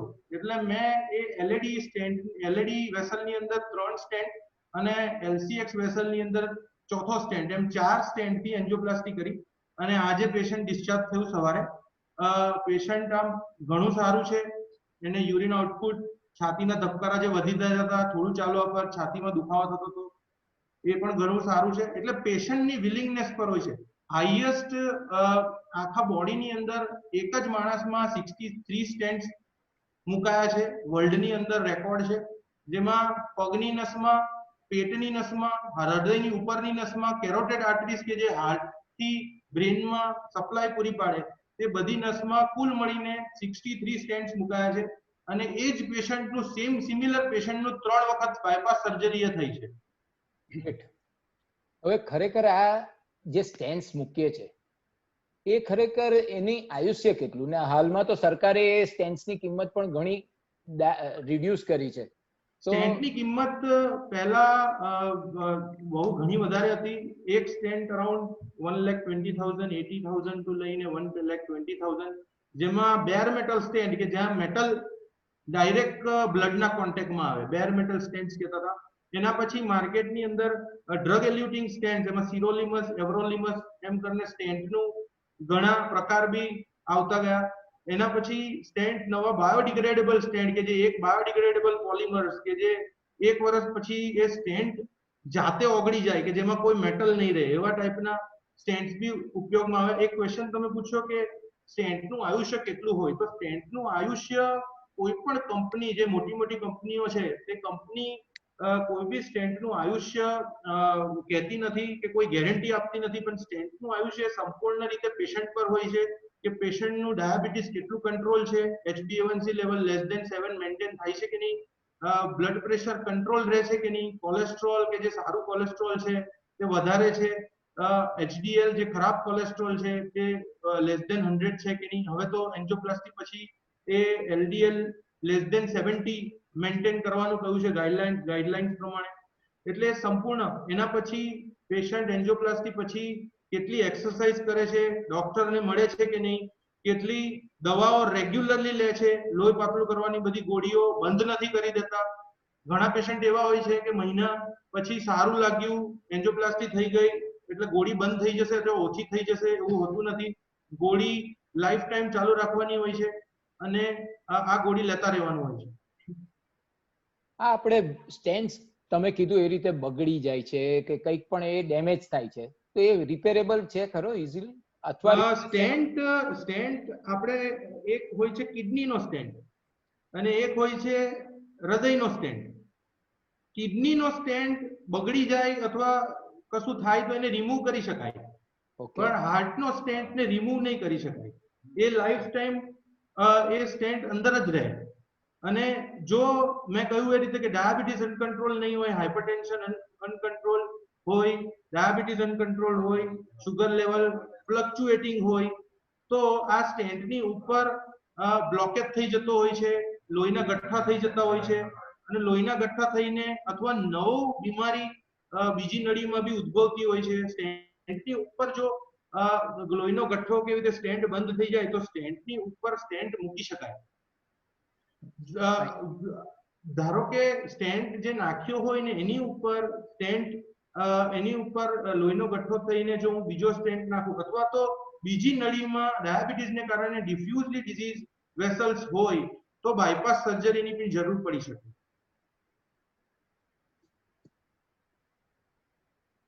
Hello, હા અવાજ, હેલો, હા હેલો. એટલે ડાયાબિટીસમાં જો ડિફ્યુઝલી ડિઝીઝ હોય કે સ્ટેન્ટની ઉપર લોહીના ગઠ્ઠા હોય અથવા તો બીજી નળીઓમાં ડાયાબિટીસને કારણે ડિઝીઝ વેસલ હોય સેમ પર્સનમાં, તો બાયપાસ સર્જરીની બી જરૂર પડી શકે. બરાબર. હવે ધારો કે કોઈક આ દર્દીએ બાયપાસ કરાવ્યું, એન્જિયોગ્રાફી કરાવ્યું, એ બધું કરાવ્યું, તો પછી ત્યાર પછી એને કઈ કઈ જાતની કાળજી લેવી જોઈએ અને મુખ્યત્વે આમ બેઝિકલી એમને નોર્મલ દવા કઈ કઈ પ્રિસ્ક્રાઇબ કરી શકાય? આમ નોર્મલ શરૂઆતમાં હું દવા વિશે કહીશ કે સ્ટેન્ટને આપણે ચાલુ રાખવો હોય અથવા સ્ટેન્ટ નાખ્યા પછી એમાં લોહીનો પ્રવાહ જો ચાલુ રાખવો હોય તો આપણે જનરલી ડોક્ટર એ પહેલામાં ડિસ્પ્રિન, ઇકોસ્પ્રિન નામની ગોળી કે જે લોહી પાતળું કરવાની ગોળી છે તે પ્રિસ્ક્રાઇબ કરતા હતા. એટલે ડ્યુઅલ એન્ટીપ્લેટલેટ થેરાપી કે જેમાં એસ્પિરિન, ડિસ્પ્રિન, ક્લોપિડોગ્રિલ, હવે નવી પ્રકારની ગોળીઓ આવી છે જેમાં પ્રાસુગ્રિલ અને ટ્રિકાગ્યુલોર નામની ગોળીઓ છે જે આપણે લાઈફ ટાઈમ ચાલુ રાખવાની હોય છે. એના ડોક્ટરને મળતા રહો તો એના ડોઝ આપણને ઓછા કરતા જાય, પણ પોતે એ ગોળી બંધ કરવાની નથી હોતી. આ ગોળીઓને એન્ટીપ્લેટલેટ ડ્રગ્સ કહેવાય છે. એના પછી મેં કહ્યું એ રીતે કે ડાયાબિટીસ અને બીપી કંટ્રોલ રાખવું ઘણું જરૂરી છે, તો એન્ટી હાઇપરટેન્સિવ મેડિકેશન કે જેમાં રેમિપ્રિલ, ટેલ્મિસાર્ટન ને બધી ગોળીઓ હોય છે જે કોમનલી પેશન્ટને ચાલુ હોય છે, જે કન્ટિન્યુ રાખવાની હોય છે. એન્ટી ડાયાબિટીક મેડિકેશન કે જેનાથી આપણું HbA1c લેવલ <7 રહે, ફાસ્ટિંગ બ્લડ શુગર 110-120 માં મેન્ટેન થાય અને પોસ્ટપાન્ડિયલ બ્લડ શુગર 140 to 180 માં મેન્ટેન થાય, તો એના રિલેટેડ ગોળીઓ આપણને એન્જિયોપ્લાસ્ટી પછી ચાલુ હોય છે. સ્ટેટિન્સ ખાસ કરીને મેં અગાઉ મિકેનિઝમમાં કહ્યું હાર્ટ એટેકની કે લોહીના ગઠ્ઠા અને કોલેસ્ટ્રોલ એટલે પ્લાક સ્ટેબિલાઇઝેશન માટે કે જેમાં ચરબીના લેયર સ્ટેન્ટની ઉપર નહીં થાય એના માટેની મેડિકલ ટર્મિનોલોજીમાં એ ગોળીઓને સ્ટેટિન્સ કહેવામાં આવે છે, કે જેમાં એટોર્વાસ્ટેટિન અને રોઝુવાસ્ટેટિન ઇન્ડિયન માર્કેટમાં અવેલેબલ છે. ચોથી કે પાંચમી ગોળી જે હોય છે જે એન્ટી એન્જાઇનલ ડ્રગ્સ, કે જ્યારે આ જે બલૂન કર્યું હોય અથવા તો સ્ટેન્ટ મૂક્યો હોય તો શરૂઆતના 1 મહિનામાં થોડો દુખાવા ચાલુ રહે, અંજાઇના રહે, તો આ માટે નિકોરાન્ડિલ અથવા રેનોલાઝીન નામની ગોળીઓ, જીટીએન સોર્બિટ્રેટ નામની ગોળીઓ બી પેશન્ટને કાર્ડિયોલોજીસ્ટ આપતા હોય છે. Thank you Krunal. આ ઉપરાંત એક એવો પણ સવાલ છે કે આ બાયપાસ કરાવી, એન્જિયોપ્લાસ્ટી કરાવી, બધું કરાવ્યું, પણ પાછો હાર્ટ એટેક આવવાની પણ ખરેખર દર્દીઓને સંભાવના ખરી ઘણી? મેં અગાઉ કહ્યું એ રીતે કે ડાયાબિટીસ મેન્ટેન કરવો બહુ જરૂરી છે. ડાયાબિટીસ જો અનકન્ટ્રોલ્ડ હોય તો ડાયાબિટીસ અને હાર્ટ એટેક દર 3 વર્ષે આની સંભાવના વધતી જતી હોય છે. બેઠાડું જીવન કે એન્જિયોપ્લાસ્ટી કરાવ્યા પછી અમુક પેશન્ટ એવું માનતા હોય છે કે દવાઓ બંધ થઈ જશે, અથવા જાતે હોમિયોપેથી અથવા આયુર્વેદિક દવાઓ ચાલુ કરી દેતા હોય છે, એલોપેથી ગોળીઓ બંધ કરી દેતા હોય છે. ટાઈપ એ પર્સનાલિટી ઘણીવાર સ્ટ્રેસ એટલું ઘણું હોય છે કે સ્ટ્રેસ ને કારણે બી એન્જિયોપ્લાસ્ટી કરાવ્યા પછી નવો હાર્ટ એટેક આવતો હોય છે. ઓબેસિટી જેનું body mass index more than 30 હોય, અથવા ખોરાક બહારનો ખોરાકનો વધારે ઉપયોગ કરતા હોય, અથવા એક્સરસાઇઝ, યોગા, એ બધું જે જનરલી હું મારા પેશન્ટને 2 મહિના પછી આ બધું એડવાઇસ કરતો હોઉં છું કે આટલું 30 થી 45 મિનિટ ચાલવું, જે સ્ટૂલ પર સ્ટ્રેન નહીં કરવું, પોતાનો બેડ જે હોય તે ટોયલેટ પાસે રાખવો, કે આ જે બધી સલાહ છે એ ફોલો નહીં કરતા હોય એ પેશન્ટને ઘણી વખત હાર્ટ એટેક આવતો હોય છે.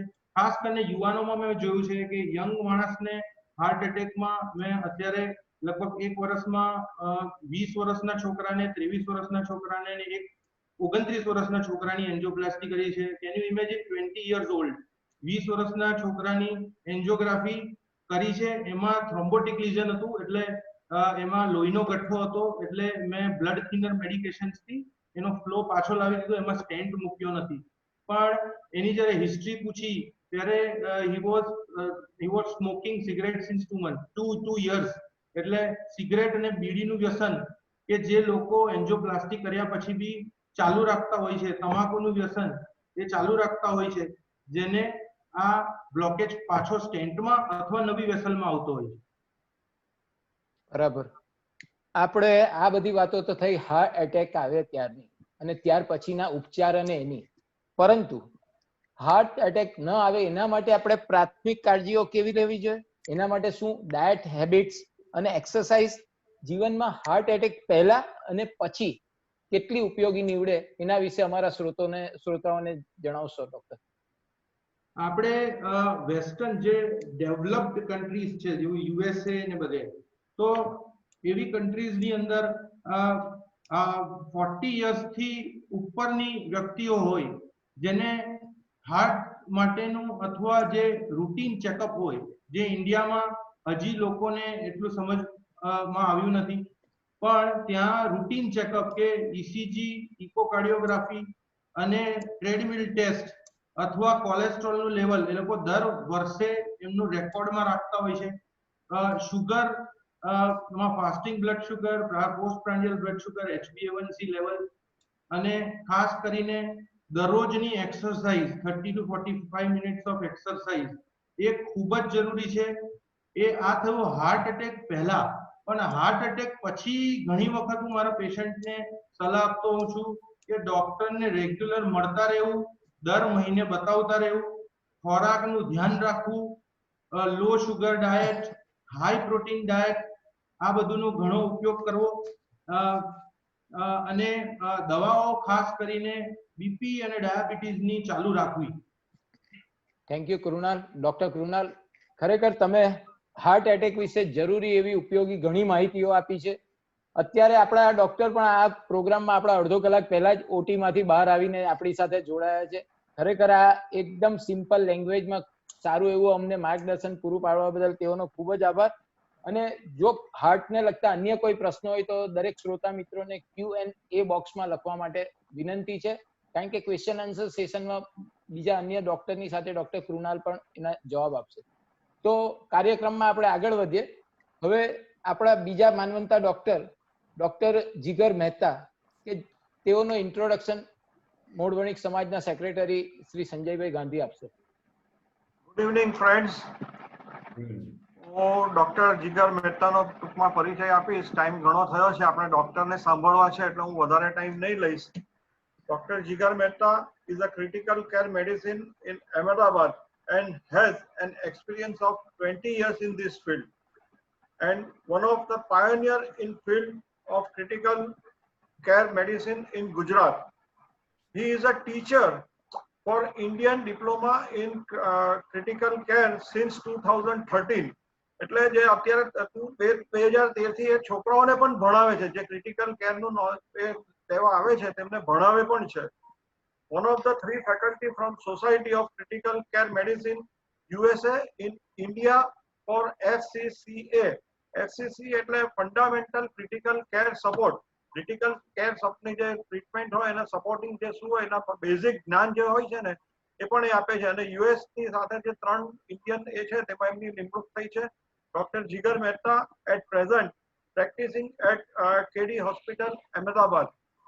હવે તમને એમ થશે કે આ ક્રિટિકલ કેર એટલે શું, આપણે તો સાંભળ્યું જ નથી એવું.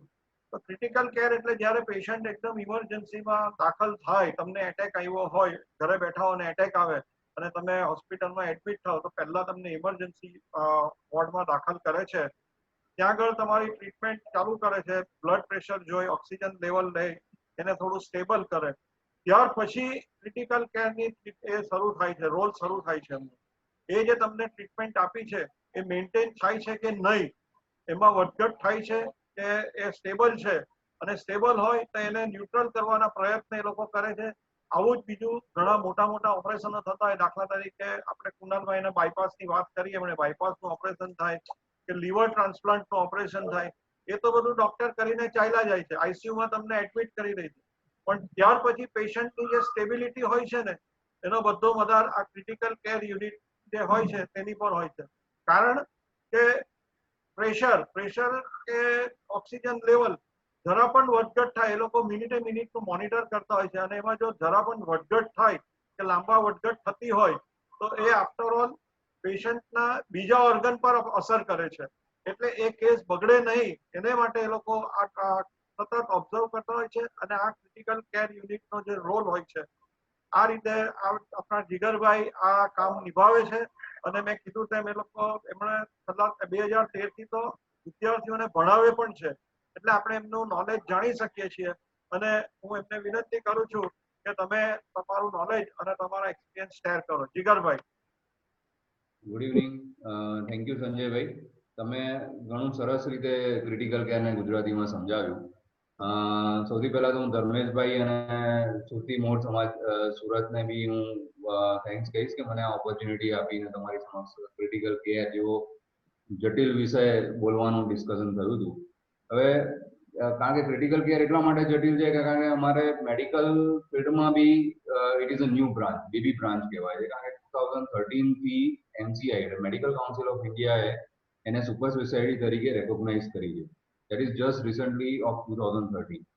હવે ક્રિટિકલ કેરનો આમ વર્લ્ડમાં બી જન્મ બહુ લેટ થયો છે. That is mainly on the basis of the principal, જેમ શરૂઆતમાં કુણાલભાઈના વક્તવ્ય દરમિયાન આપણે જાણવા મળ્યું કે ગોલ્ડન અવર, ગોલ્ડન અવરના પ્રિન્સિપલ પર જ ક્રિટિકલ કેર ડેવલપ થયું છે. ગોલ્ડન અવરને હું થોડાક સાદી ભાષામાં સમજાવું તો જેમ છોડવાને જો પાણી ના મળે શરૂઆતના ભાગમાં તો સુકાઈ જાય.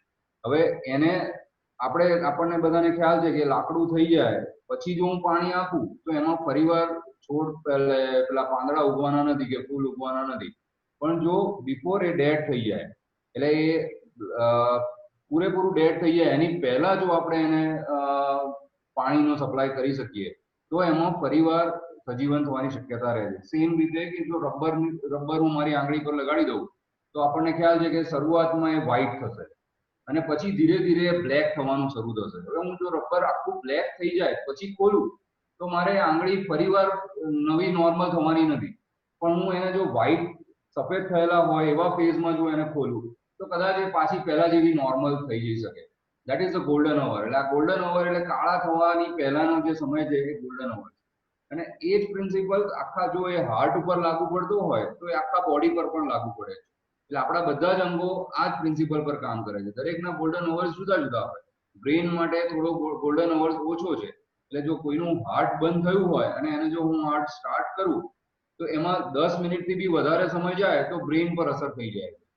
અને જેમ હાર્ટની વાત કરી કૃણાલભાઈએ કે 3 થી 6 કલાક, એટલે 6 કલાક પહેલા જો આપણે હાર્ટની નસ ખોલી નાખીએ તો હાર્ટના મસલ્સને ડેમેજ થતું અટકી શકે છે. 6 કલાક પછી આપણે ખોલી શકીએ પણ એમાં કદાચ ડેમેજ રહી જવાની શક્યતા રહે. એ જ પ્રમાણે કિડની છે, લીવર છે, દરેક ઓર્ગન્સના વિન્ડો પીરિયડ જુદા જુદા હોય છે. એટલે આપણે આ વિન્ડો પીરિયડ દરમિયાન જો આપણે એક્ટ કરીએ તો આપણે એને બચાવી શકીએ છીએ. અને આ જ આના માટે જ ક્રિટિકલ કેર, કારણ કે તમારે મિનિટે મિનિટ, ક્ષણે ક્ષણનું મોનિટરિંગ કરવાનું હોય તથા એ દરમિયાનમાં જો કંઈ ડાઉન થયું તો આપણે એ મિનિટે એક્ટ કરવું પડે. હવે એ જ મિનિટે હું જો એક્ટ ના કરું ને એમાં સમ ટાઈમ ડિલે થાય તો એના પછીનું કરવામાં આવેલા ઇન્ટરવેન્શનનો બહુ રોલ હોતો નથી, કારણ કે એ વખતે ઓલરેડી એન્ડ ઓર્ગન ડેમેજ થઈ ચૂકેલું હોય. એટલે આ જ રોલ છે ક્રિટિકલ કેરનો. અને આ ક્રિટિકલ કેરના રોલમાં ઘણીવાર વેન્ટિલેટરનો યુઝ થતો હોય છે. બીજા સાધનો જેમ કે બ્લડ પ્રેશર મોનિટરિંગ માટેનું સાધન હોય, એક હાર્ટને આર્ટિફિશિયલી પમ્પિંગ કરવાનું સાધન છે જેને ઇન્ટ્રાએઓર્ટિક બલૂન પંપ કહીએ છીએ, એનો યુઝ કરતા હોઈએ છીએ અમે.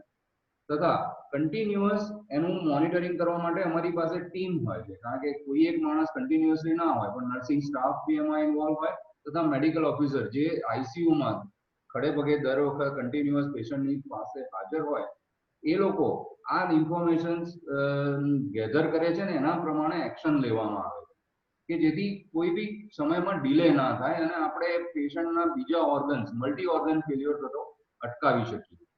કે આ ક્રિટિકલ કેરનું અત્યારના સમયમાં આ પેન્ડેમિકમાં બી આઈ થિંક ઇન્ટેન્સિવિસ્ટ વર્ડ કદાચ લેમેનને અને ક્રિટિકલ કેર શું છે એ બી ઘણી બધી ડિસ્કશન વોટ્સએપ ને બધામાં થતું હોય છે.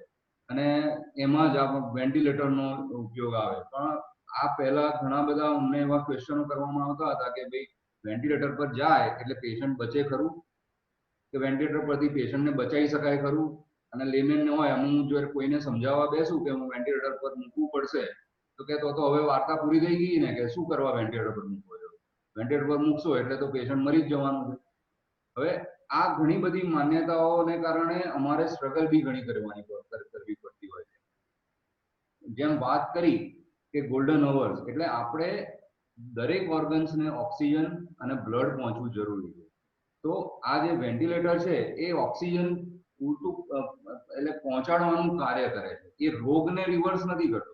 વેન્ટિલેટર પર મૂકવાના ઘણા બધા કારણો હોય કે બ્રેઇનમાં સ્ટ્રોક આવ્યો છે, હાર્ટ બંધ થયું છે, ટ્રોમા થયો છે, છાતીમાં ઈજા થઈ છે, બ્લડ પ્રેશર બહુ ઓછું થઈ ગયું છે, કે ઓપરેશન દરમિયાન બી પેશન્ટને વેન્ટિલેટર પર મૂકવામાં આવે છે, કે પછી ન્યુમોનિયા હોય. કોઈ બી સંજોગોમાં આપણે વેન્ટિલેટર મૂકીએ છીએ પણ એમાં વેન્ટિલેટર પર મૂકવાને કારણે કોઈ દર્દીનું મૃત્યુ થાય છે કે પછી એમાંથી બહાર આવી શકતું છે એ માન્યતાઓ ખોટી છે. કારણ કે કોઈ રોગ, ધારો કે પોઈઝન છે તો પોઈઝન હોય કે ન્યુમોનિયા હોય, સાદો ન્યુમોનિયા હોય, એમાં ઘણા બધા પેશન્ટોને આપણે વેન્ટિલેટર પર રાખીને બી બચાવી શકીએ છીએ. એટલે કે રિવર્સિબલ કન્ડિશન, જે દર્દીની કન્ડિશન રિવર્સિબલ હોય કે ન્યુમોનિયા મટી શકે છે તો એનાથી આપણે એને વેન્ટિલેટર પર મૂક્યું હોય તો ઘણીવાર અમે એને 1.5 મહિના સુધી પણ વેન્ટિલેટર પર રાખી અને સક્સેસફુલી બહાર કાઢી શકીએ છીએ. કે પછી આવે ટ્રોમા કે જેમાં છાતીની રીબ્સ તૂટી ગઈ હોય, ફેફસામાં ઈજા થઈ હોય, કે જે હિલિંગ પ્રોસેસ માટે ટાઈમ માંગે છે. હવે એ દરમિયાનમાં જો હું વેન્ટિલેટર પર દર્દીને ના મૂકું તો ઓક્સિજન દરેક ભાગોમાં પહોંચે નહીં અને ઓક્સિજન પર ના પહોંચે તો તેને કારણે એ જ ક્ષણે તકલીફ થઈ જાય. વેન્ટિલેટર એ દરમિયાન આપણને એ રીતે હેલ્પ કરે છે કે ભાઈ દરેક અંગોમાં પૂરતા પ્રમાણમાં ઓક્સિજન પહોંચાડે. હા, એની જોડે બ્લડ પ્રેશર્સને બી મેન્ટેન રાખવું જરૂરી બને છે. એટલે જો હું એ દરમિયાન બ્લડ પ્રેશર બી મેન્ટેન રાખું અને ઓક્સિજન પૂરતું વેન્ટિલેટર દ્વારા પ્રોવાઈડ કરવામાં આવે તો દરેક અંગો પર ઓક્સિજન પૂરતા પ્રમાણમાં રહે અને જિંદગી લાઈફ સસ્ટેન થઈ શકે અને નેચરલ પ્રોસેસથી જે ઈજા થઈ છે એ રિવાઇવ થઈ શકે અને જેને કારણે આપણે દર્દીને સાજો સમો બહાર મોકલી શકીએ છીએ. હવે કોઈક રોગ એવા હોય કે ધારો કે કોઈને કેન્સર છે કે સિવિયર બ્રેઇન સ્ટ્રોક છે, બ્રેઇન પર ઇન્જરી ઘણી મોટી છે. હવે આ બ્રેઇન ઇન્જરી એવી છે કે જેને કારણે આપણે એને રિવર્સ કરી શકતા નથી. તો એવા સંજોગોમાં કદાચ વેન્ટિલેટર પર લાંબો ટાઈમ રાખવાને કારણે કદાચ ફાયદો ના પણ થાય. પણ એ કન્ડિશન જુદી છે, દરેક કન્ડિશન જુદી જુદી છે. એટલે વેન્ટિલેટર પર સે ઇઝ નોટ અ પ્રોબ્લેમ કે એના કારણે કઈ તકલીફ છે એવું નથી. હવે આજના સમયમાં અત્યારના હમણાં બી આપણા આ પેન્ડેમિક દરમિયાન કે એ બી એક રેસ્પિરેટરી ન્યુમોનિયા છે એક ટાઈપનો. એટલે ઘણા બધા પેનિક બધા ડેવલપ થયા છે કે વેન્ટિલેટર બધી જગ્યાએથી પ્રોક્યોર કરવામાં આવે છે. વેન્ટિલેટર આપણે ઇન્ડિયામાં ઘણી બધી કંપનીઓએ બનાવીને સપોર્ટ બી કરેલો છે.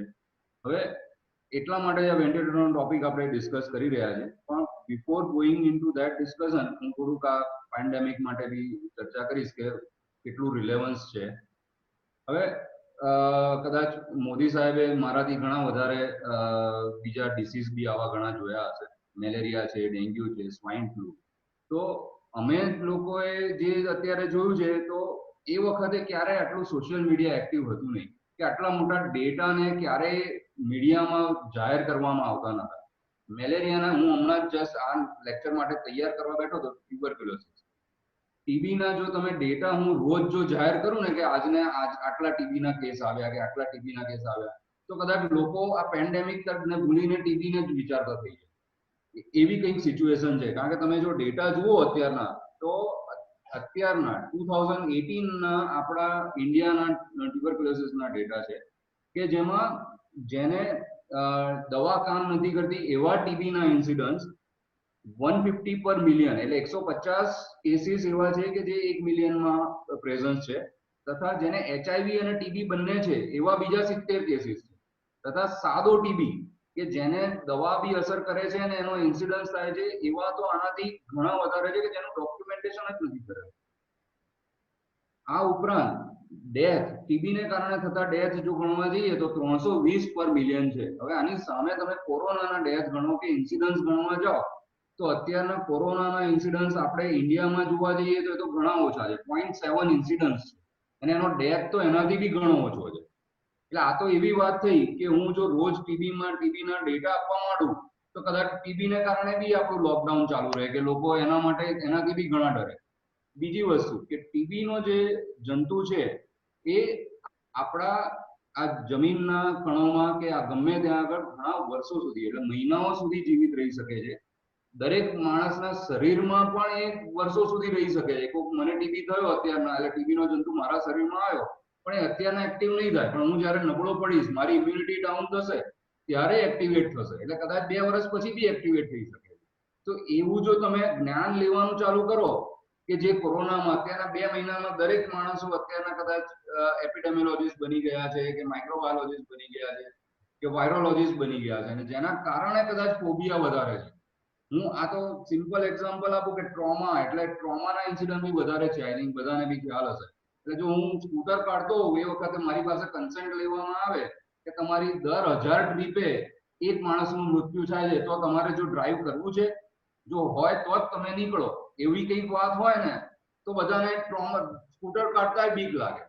હવે આવી જ કંઈક વસ્તુ અત્યારના પેન્ડેમિકમાં થઈ છે એવું મને વધારે લાગી રહ્યું છે. કારણ કે હા, જરૂર ઇટ ઇઝ નવી વસ્તુ છે અને એના કારણે આપણે ઘણી ગુડ એટિકેટ બી શીખ્યા છે, આપણી લાઈફસ્ટાઈલ ચેન્જ કરતા શીખ્યા છે કે that is going to be helpful for not only corona પણ કોઈ બી ટાઈપની ઇન્ફેક્શનમાં આપણને હેલ્પફુલ થવાની જ છે. તો એને આપણે શીખી અને એને અપનાવવું જોઈએ, એ જરૂરી છે. પણ એનાથી ડરીને બેસી જવું એ બહુ ડેન્જરસ વસ્તુ છે. એટલે આ જ રીતે આપણે એને આગળ વધવું જોઈએ એવું મારું કહેવું છે. આઈ થિંક કોઈ ક્વેશ્ચન્સ હશે તો વધારે સારું.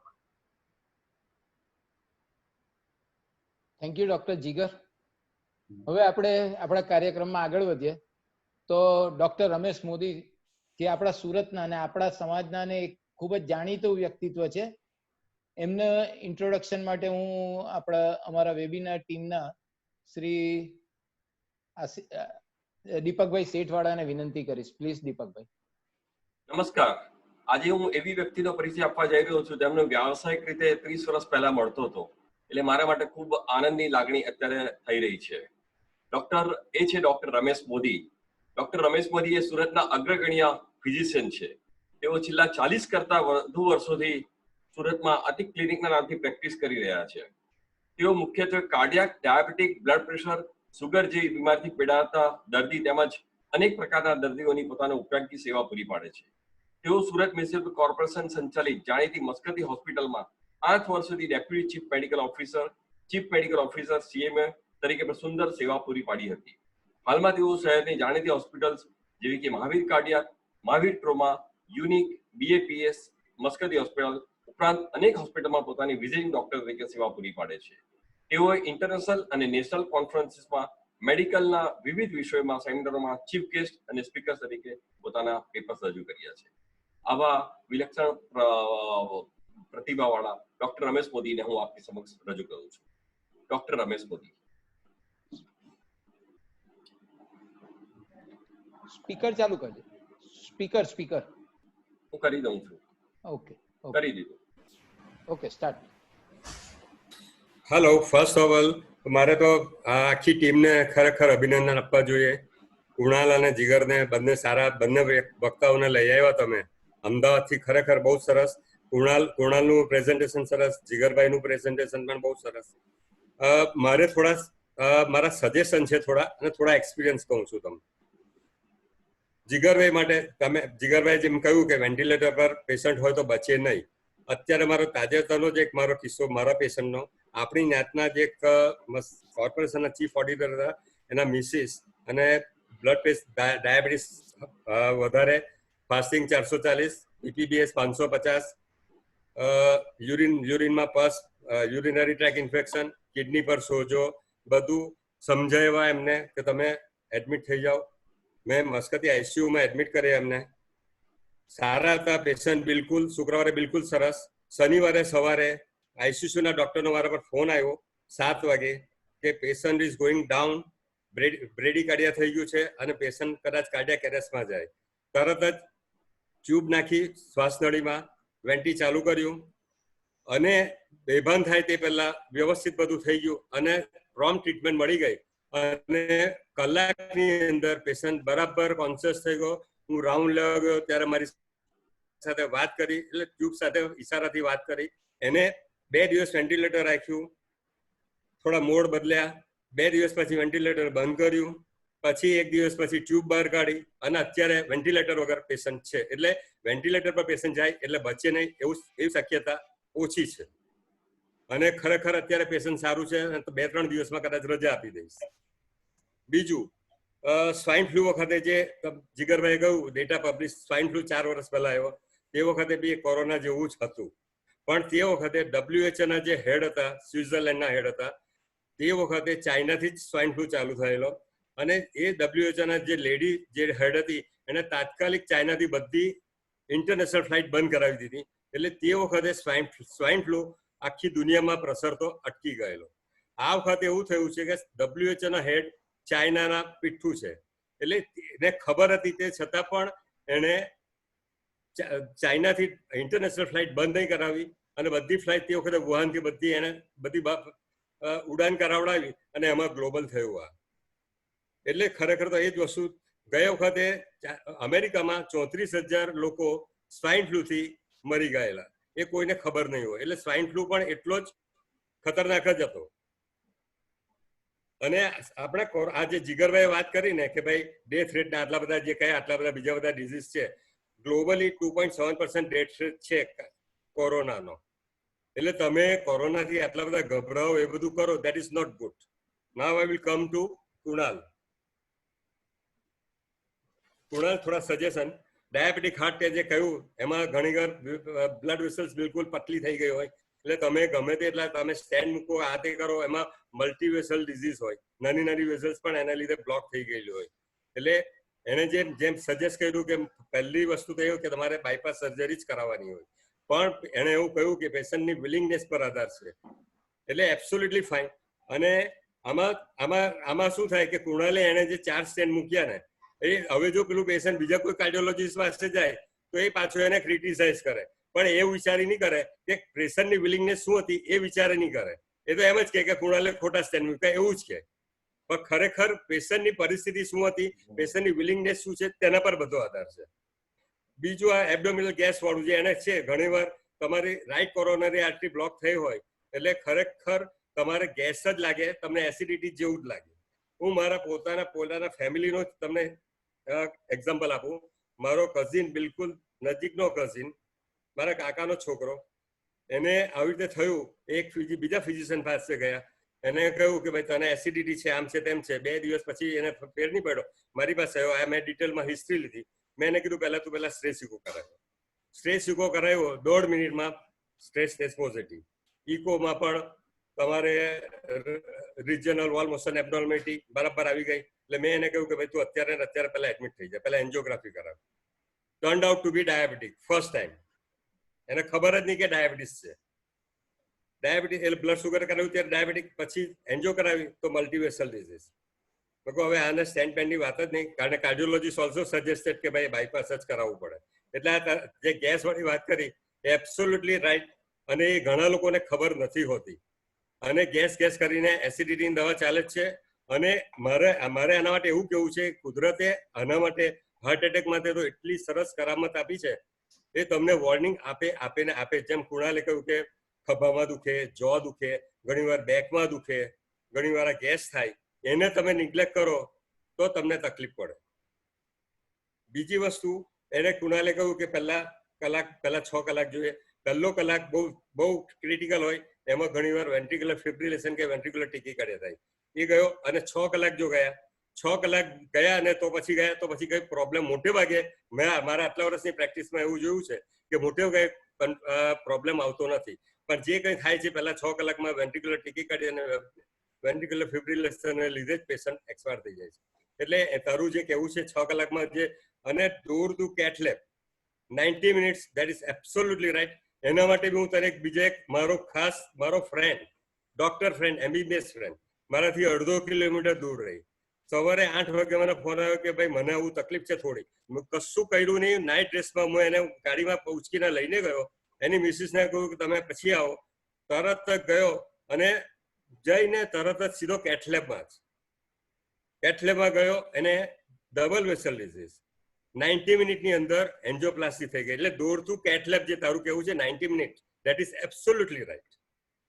પણ ઘણા લોકોને એવું ખ્યાલ હોતો નથી. ઘણા લોકો એવું જ કહે છે કે તમે કાર્ડિયાક હોસ્પિટલમાં જાઓ એટલે તમારી એન્જિયોગ્રાફી કરી જ નાખે, સ્ટેન્ડ મૂકી જ દે. એ જે માન્યતા છે ને, એ માન્યતા ખોટી છે. એટલે એ લોકોમાંથી એ માન્યતા બહાર કાઢવાની બહુ જરૂર છે. તે જેમ કહ્યું તેમ રાઈટ કોરોનરી આર્ટરી જે છે એમાં કમ્પ્લીટ હાર્ટ બ્લોક થવાના ચાન્સીસ વધારે, ત્યારે પેસિંગ કરવું પડે. એટલે તે એટલી બધી સારી છણાવટ કરી નાખી છે ને કે મારે બીજું કઈ કહેવાની જરૂર જ નથી. Thank you sir.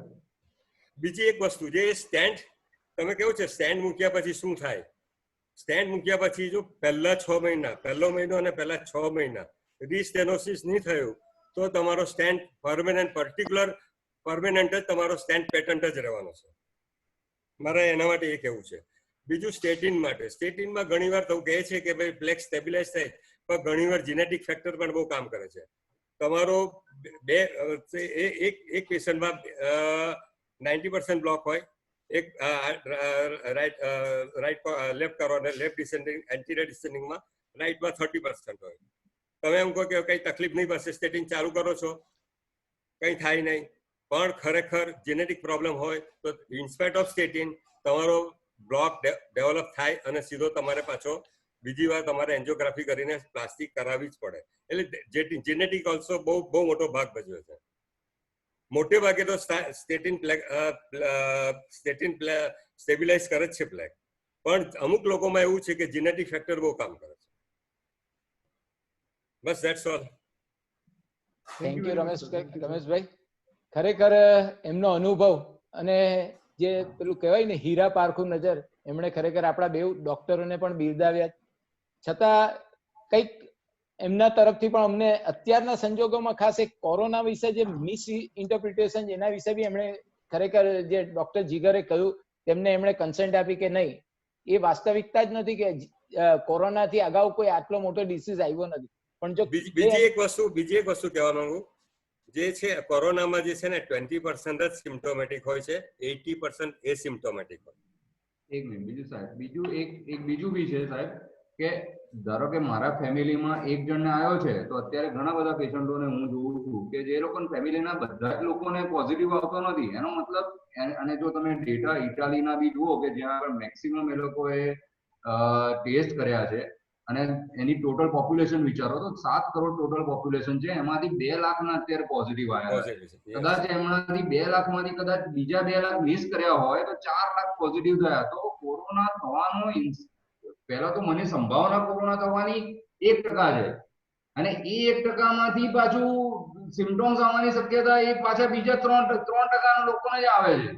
એટલે તમે વિચારો કે એનો પર્સન્ટેજ તમે જો મને, હું એઝ અ નોર્મલ સિટીઝન છું તો મને કોરોના થઈ અને તકલીફ વધવાની શક્યતા મારી કદાચ 0.001% આવે. અત્યારે લોકડાઉન ખુલ્યા પછી બી આપણી આજુબાજુ પોઝિટિવ વાળા કેસો ફરતા જ હશે. એ સિમ્પ્ટોમેટિક એટલે જેને કોઈ તકલીફ જ નહીં હશે એવા પોઝિટિવ લોકો પણ આપણી આજુબાજુ ફરતા જ હશે. જેની ઇમ્યુનિટી ઓછી થઈ હશે, જેને વીકનેસ હશે, જે બીજા બધા પ્રોબ્લેમ હશે, સાથે કોમોર્બિડ કન્ડિશન હશે, ડાયાબિટીસ, બ્લડ પ્રેશર, હાર્ટ વાળા જે હશે એ લોકોને વધારે પ્રોબ્લેમ થાય. અને બીજું સાહેબ કે અત્યારે શું છે કે હોમ ક્વોરન્ટાઇન કરવું અગત્યનું છે. એટલે પણ લોકોને અત્યારે મારા જે સર્કલમાં જે અથવા તો મારા જે પેશન્ટોને પોઝિટિવ આવ્યા છે એ લોકોને હું હોમ ક્વોરન્ટાઇનની સલાહ આપું છું તો પ્રોબ્લેમ એ થાય કે બાજુવાળો કે સોસાયટી વાળા મને ઘરમાં રહેવા દેશે કે નહીં એ એક મોટો ક્વેશ્ચન આવી જાય. હવે આ એકચ્યુઅલી કોમ્યુનિટીએ સમજવાની જરૂર છે કે તમારો બી આ 6 મહિનામાં એકવાર વારો આવવાનો જ છે અને જો તમારો વારો આવશે ત્યારે તમારે જો હોમ ક્વોરન્ટાઇન નહીં થાવ તો પછી આ સિવિલ હોસ્પિટલમાં કે એમાં કે જ્યાં આગળ ઓલરેડી બીજા બધા પોઝિટિવ પેશન્ટ છે ત્યાં રહેવું બહુ અઘરી વસ્તુ છે. એટલે જો તમારે હોસ્પિટલની જરૂર ના હોય તો તમે હોમ ક્વોરન્ટાઇન થાઓ તો આઈડિયલ છે ને. અત્યારના સમયમાં ધારો કે મારી સોસાયટીમાં કે મારા નેબરમાં કોઈ હોમ ક્વોરન્ટાઇન માટે આવે ને તો એને એન્કરેજ કરવો જોઈએ, નહીં કે એને ડિસ્કરેજ કરીને કે ભાઈ તું ઘરે લઈને ના આવતો નહીંતર મારામાં આવશે. એ ખોટી વાત છે. એટલે 14 દિવસ તો જે ઇન્ક્યુબેશન પીરિયડ છે ને એને ક્રોસ કરવાનો છે, એને પાર કરવાનો છે આપણે, બીજું કઈ છે તકેદારી તમારે રાખવાની છે એમાં પેલા ને બીજા. અને અત્યારે આના પછી પણ તમારે તકેદારી તો પબ્લિકે જ રાખવી પડશે. એ તમારે માસ્ક કરીને ફરવું પડશે, સેનિટાઈઝર, હેન્ડ વોશ, હાથ, એ બધું એ તમારે જ રાખવું પડવાનું છે. તમે કેટલા વખત સુધી લોકડાઉન રાખી શકશો? એ શક્ય જ નથી. એ પછી પબ્લિકે જ સમજવું પડવાનું છે. Thank you doctors. ખરેખર ઘણી આ ડિબેટને તમે લાઈવ કરી દીધી. તો હવે થોડાક આપણા ક્વેશ્ચન આન્સર્સ છે તો કે ટૂંકઅપ કરવા માટે હું હિમાંશુભાઈ બોરાવાને વિનંતી કરું. થેન્ક યુ ધર્મેશભાઈ, થેન્ક યુ ડોક્ટર સાહેબ, જીગરભાઈ, કૃણાલભાઈ અને રમેશભાઈ. હિમાંશુભાઈ પ્રશ્ન પૂછો. બોલો. મારા ડોક્ટર કૃણાલ અને ડોક્ટર મોદી બંનેને પ્રશ્ન છે કે બ્લડ પ્રેશર અને હાર્ટ પ્રોબ્લેમ બેને શું સંબંધ છે? બ્લડ પ્રેશર હોય એનાથી હાર્ટ પ્રોબ્લેમ થતા હોય અથવા તો હાર્ટ પ્રોબ્લેમ હોય એનાથી બ્લડ પ્રેશર થતા હોય. અને ઘણા બધી વ્યક્તિમાં હાર્ટ પ્રેશરની રેન્જ અલગ અલગ જોવા મળે છે. કોઈમાં 150 અને 100 હોય તો બી એ કોઈ એના સિમ્પટમ્સ જ નથી અથવા કોઈ તકલીફ જ નથી હોતી. એ બાબતમાં થોડો પ્રકાશ પાડજો ને. એ તો ઇન્ડિવિજ્યુઅલ પર આધાર છે, બધાની ઇન્ડિવિજ્યુઅલ પર આધાર છે. અને blood pressure definitely heart attack લાવે જ. તમારું બ્લડ પ્રેશર કંટ્રોલ નહીં રાખો તો ભવિષ્યમાં હાર્ટ એટેક આવવાની પૂરેપૂરી શક્યતા. કુણાલ, જસ્ટ થ્રો સમ લાઇટ. નળી જે આપણી હોય છે ને એની આપણે આ જેટલી બી નળી છે કે બ્રેનની નળી કે હાર્ટની નળી કે બોડીની જેટલી બી વેસલ્સ છે એના વચ્ચેનું બ્લડ પ્રેશર હોય છે જે આપણે જનરલી હાર્ટ કોન્ટ્રેક્ટ કરે એમાં સિસ્ટોલ અને ડાયાસ્ટોલ થાય. અને જે આપણે બ્રેકિયલ આર્ટરી જે હાથની નળી છે ત્યાં આપણને કફ બાંધીને ડોક્ટર આપણું બ્લડ પ્રેશર માપે. જેમ જેમ આ નળી વચ્ચેનું બીપી બ્લડ પ્રેશર વધતું જાય તેમ નળીની સ્થિતિસ્થાપકતા જે એનું સ્ટ્રેચિંગ તે ઓછું થતું જાય અને એની પર સ્ટ્રેન પડે, પ્રેશર ને સ્ટ્રેન પડે. એનો લોડ બધો ક્યાં, બધી નળીઓ ક્યાંથી ઉદ્ભવે તો હાર્ટમાંથી. બધી ઉપર જે બ્રેનમાં જાય, હાથમાં જાય, પગમાં જાય, ક્યાંથી હોય તો એ લોડ હાર્ટની ઉપર પડે અને હાર્ટની ઉપર પડે, સ્ટ્રેન થાય એટલે હાર્ટ એટેક આવે. સિમ્પલ ગણિત છે. અને person to person blood pressure જુદું જુદું હોય. નાના બાળકનું બ્લડ પ્રેશર ઉપરનું સિસ્ટોલિક 100 હોય જ્યારે 80 વર્ષના બુઢાનું બ્લડ પ્રેશર 180 હોય. એવું હોઈ શકે. અથવા જે મિડલ એજ વ્યક્તિ હોય કે જેને હાર્ટની ટ્રબલ હોય અથવા તો જીનેટિક પ્રોબ્લેમ હોય કે જેને વારસામાંથી આવેલું હોય તેનું બ્લડ પ્રેશર કદાચ 160 બી હોય, નળીની જે આપણી કિડનીની નળીઓ હોય અથવા સેકન્ડરી હાઇપરટેન્શન કે જેમાં આપણે બાયલેટરલ રીનલ આર્ટરી સ્ટીનોસિસ કે જેમાં નળી જે કિડનીની લોહી લેતી જતી નળી હોય તેની અંદર બ્લોકેજ હોય તો એ બ્લડ પ્રેશર વધારે હોય. એટલે એના બ્લડ પ્રેશરના અલગ અલગ ઉંમરમાં અલગ અલગ કારણો છે, કોઈ એક કારણ જવાબદાર નથી. અને મોટે ભાગે બ્લડ પ્રેશર જે એને હોય ને ઘણીવાર બ્લડ પ્રેશર અને ડાયાબિટીસ સાથે જ હોય. યુઝ્યુઅલી ઘણા બધા પેશન્ટોમાં એવું હોય કે કોઈને ડાયાબિટીસ હોય તો સાથે બ્લડ પ્રેશર હોય, કોઈને બ્લડ પ્રેશર હોય તો એને સાથે ડાયાબિટીસ હોય. ઓકે, હવે ક્વેશ્ચન આન્સર લઈશું આપણે. હાજી, આપણે દિલીપભાઈ ચશ્માવાલા સાહેબે પૂછેલું છે, a person without any addiction, any regular stress free lifestyle but regular heavy gymnastic means weight lifting or exhaustive various type of exercise be a reason for heart attack? Yes, હમણાં recently એક case છે અદાની શાંતિગ્રામ, નામ નથી આપતો પેશન્ટનું. અદાની શાંતિગ્રામ અમારા હોસ્પિટલની બાજુમાં જ છે. અદાની શાંતિગ્રામમાં એક એમના સેક્રેટરી છે જે વિગ્રસ એક્સરસાઇઝ એટલે મોડરેટ કરતા સિવિયર ઇન્ટેન્સિટી એક્સરસાઇઝ કે લોકોને હમણાં થાય કે વજન ઉતારી દઈએ, આ લોકડાઉન છે એટલે એમણે 10 ફ્લોર ચડવા ઉતરવાનું, પછી પેલો મોબાઈલ પર એપ્લિકેશન ડાઉનલોડ કરીને 2 કલાક જીમ કરવાનું, હેવી વેઇટ લિફ્ટિંગ કરવાનું, એવું ચાલુ કર્યું હતું. અને થોડા ટાઈમ પછી એમને એક્ઝર્શનલ અંજાઇના એટલે ચાલતા છાતીમાં ભાર લાગ્યો, એટેક પહેલાનો સ્ટેજ જેવું ફીલ થયું. અને મેં કોમનલી જોયું છે કે આવી વિગ્રસ એક્સરસાઇઝ જીમિંગ કરવાને કારણે બ્લડ ક્લોટ્સ બનતા હોય છે, બ્લડ થિક થતું હોય છે. Not stenotic lesion but a thrombotic lesion. 2 ટાઈપના લીઝન હોય, નળીમાં બ્લોક થાય છે, નળી બ્લોક કરે છે. એક હોય થ્રોમ્બોટિક લીઝન ને એક હોય સ્ટીનોટિક લીઝન. સ્ટીનોટિક એટલે નળી સાંકડી થાય અને થ્રોમ્બોટિક એટલે નળીમાં ક્લોટ આવે. તો જીમિંગ કરવાવાળા વ્યક્તિને થોડા કદાચ પાસ્ટ હિસ્ટ્રી હશે અથવા તો ફેમિલી હિસ્ટ્રી હશે અથવા જીન્સ હશે, જેને કારણે જીન્સ પ્લસ તમારું હેવી જીમિંગ, હેવી એક્સરસાઇઝને કારણે બ્લડ ક્લોટ્સ બનીને હાર્ટ એટેક આવ્યો હતો. જેને લગભગ આ જે 2 પેશન્ટ, એક 4 સ્ટેન્ટ વાળા જે મેં વાત કરી હતી અને આજે જે એક એલઈડી નળી બ્લોક હતી ને એને એન્જિયોપ્લાસ્ટી કરી, એ બંને પેશન્ટને આજે ડિસ્ચાર્જ કર્યા છે. એમને માનવામાં નહોતું આવતું કે આવું હેવી જીમિંગ થી થાય અથવા હેવી એક્સરસાઇઝ થી થાય, પણ તે થયું હતું ને સક્સેસફુલી એન્જિયોપ્લાસ્ટી થઈ છે. Best example. અરે લોકડાઉન એક્સટેન્ડ થઈ ગયું, હમણાં જે ન્યૂઝ ફ્લેશ થયા 2 વીક માટે, બીજું 4th મે થી. Okay, thank you. Next question દિલીપભાઈ ચશ્માવાલાનો છે, બે સાથે લઈ લો question. Will you advise a fitness gym or light exercise oblique sports oblique etcetera for a family persons? Means not a sports person or a taking part fitness body shaping competitions. અને એને related બીજો છે, can you suggest exercise for a common man up to 40, 50, 60? Hello, હમણાં રમેશભાઈ કોઈક ઉદાહરણ આપવા જઈ રહ્યા હતા એક્સરસાઇઝ વાળા જે વ્યક્તિ માટે, એ કંઈક એમને કન્ટિન્યુ કરવા દો. ના ના, કઈ નહીં, બરાબર છે, એક્ઝેક્ટલી ધ સેમ. બહુ એટલે જે થયું તે બિલકુલ બરાબર. એટલે તમે વિગરસ એક્સરસાઇઝ કરો, that is not helpful. 45 minutes તમે વોકિંગ કરો, that is more than sufficient. પેલા ઘણા બધા લોકો કે હું 5 માઇલ ચાલું, હું 7 માઇલ ચાલું, હું 10 માઇલ ચાલું, દેટ ઇઝ નોટ ફેર. એ તમને બર્ડન જ પડે, પછી ઓવર બર્ડન થાય બધું જ. એટલે એક્સરસાઇઝમાં જનરલી મોડરેટ ઇન્ટેન્સિટી એક્સરસાઇઝ, જેમાં હલકું વ્યાયામ, યોગા, 30 થી 45 મિનિટનું ચાલવાનું અને ક્રમાનુસાર દર અઠવાડિયે 5 મિનિટ વધારવાનું અને 1 કલાક સુધી પહોંચવાનું, એ મારી એડવાઇસ છે. Okay, thank you. Next, Deepak Tamakuwala. Silent heart attack is more seen in women. How can it may be identified? How much heart is damaged in silent heart attack? Deepa Tamakuwala, my wife. Okay. દીપક બનાવી કાઢ્યા ભાઈ. આપો જવાબ હવે. Silent heart attack generally છે ને commonly ફિમેલ્સમાં અને ડાયાબિટીકમાં આવે વધારે થતો હોય છે because I don't know but ratio ડાયાબિટીસનો અને મેલનો પણ કંઈ એવી રીતનો જ છે કે diabetes more in female than in male but may be genetic factors I would say કે જીનેટિક ફેક્ટર્સ ને કારણે વધારે ફિમેલ્સની અંદર હાર્ટ એટેક થતો હોય છે.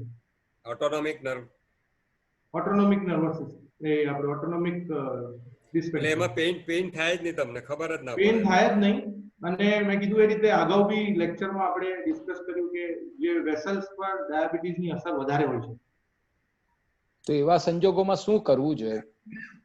અમુક regular checkup, blood checkup, regular checkup જે આપણે હેલ્થ ચેકઅપ પ્લાન્સ કહીએ છીએ. મેં કહ્યું કે ડેવલપ કન્ટ્રીની અંદર મોર દેન 40 યર્સની એજ હોય એમાં દર વર્ષે કે કોઈ એક ફેસ્ટિવલનો દિવસ યાદ રાખીને લોકો બ્લડ ચેકઅપ કરાવવા જતા હોય છે. આપણે ત્યાં જનરલ પબ્લિકમાં એવું છે કે ડોક્ટરને વારંવાર શું બતાવવા જવાનું, એક સારું થઈ ગયું કંટ્રોલ છે પછી નહીં બતાવવા જાવ તો ચાલે, પણ ખરેખર અંદર શરીરમાં શું થઈ રહ્યું છે એ ખબર નહીં પડે. એટલે અમે કઈ એવું નહીં કે અમે એમને નહીં કહેતા હોય કે તમે ભાઈ રેગ્યુલર બતાવવા આવો, અમને ખબર હોય કે આમાં શું થઈ શકે એવું છે, પણ પબ્લિકને એવું લાગે છે કે આ ખાલી બોલાવ્યા કરે છે. આપણે સમાજના લેવલે કેમ્પ યોજીએ છીએ ને તેમાં બી ચેકઅપ નથી કરાવતા, એમ કે કરશું તો લાગી જઈશું, કામે લાગી જઈશું. હા, ઘણા લોકોને એમ થાય કે આ કાઢશે નવું, અરે ભાઈ તમારામાં હોય તો જ કાઢવાના જ, બહારથી થોડું નાખવાના છે. સન્ડે લાગી જઈશું એમ કે. Okay, next question Gopal Chandra. હિમાંશુભાઈ જરા એક સવાલ મારો છે. હા ઓકે સાહેબ. હા બોલો. રમેશભાઈ ને કૃણાલભાઈ, આ જે ચેકઅપ ની વાત કરી એટલે હું આપણે પૂછું છું કે આ દર વર્ષે કે જે દર મહિને કે જે તમે સલાહ આપો તે પ્રમાણે ચેકઅપ કરાવે માણસ અને એને ટ્રીટમેન્ટ ચાલુ રાખે, માણસની જિંદગી આયુષ્ય વધી શકે કે મૃત્યુ નહીં થઈ શકે? એક મિનિટ, હું તમને મારો પોતાના મારા પેશન્ટનો અનુભવ કહું છું.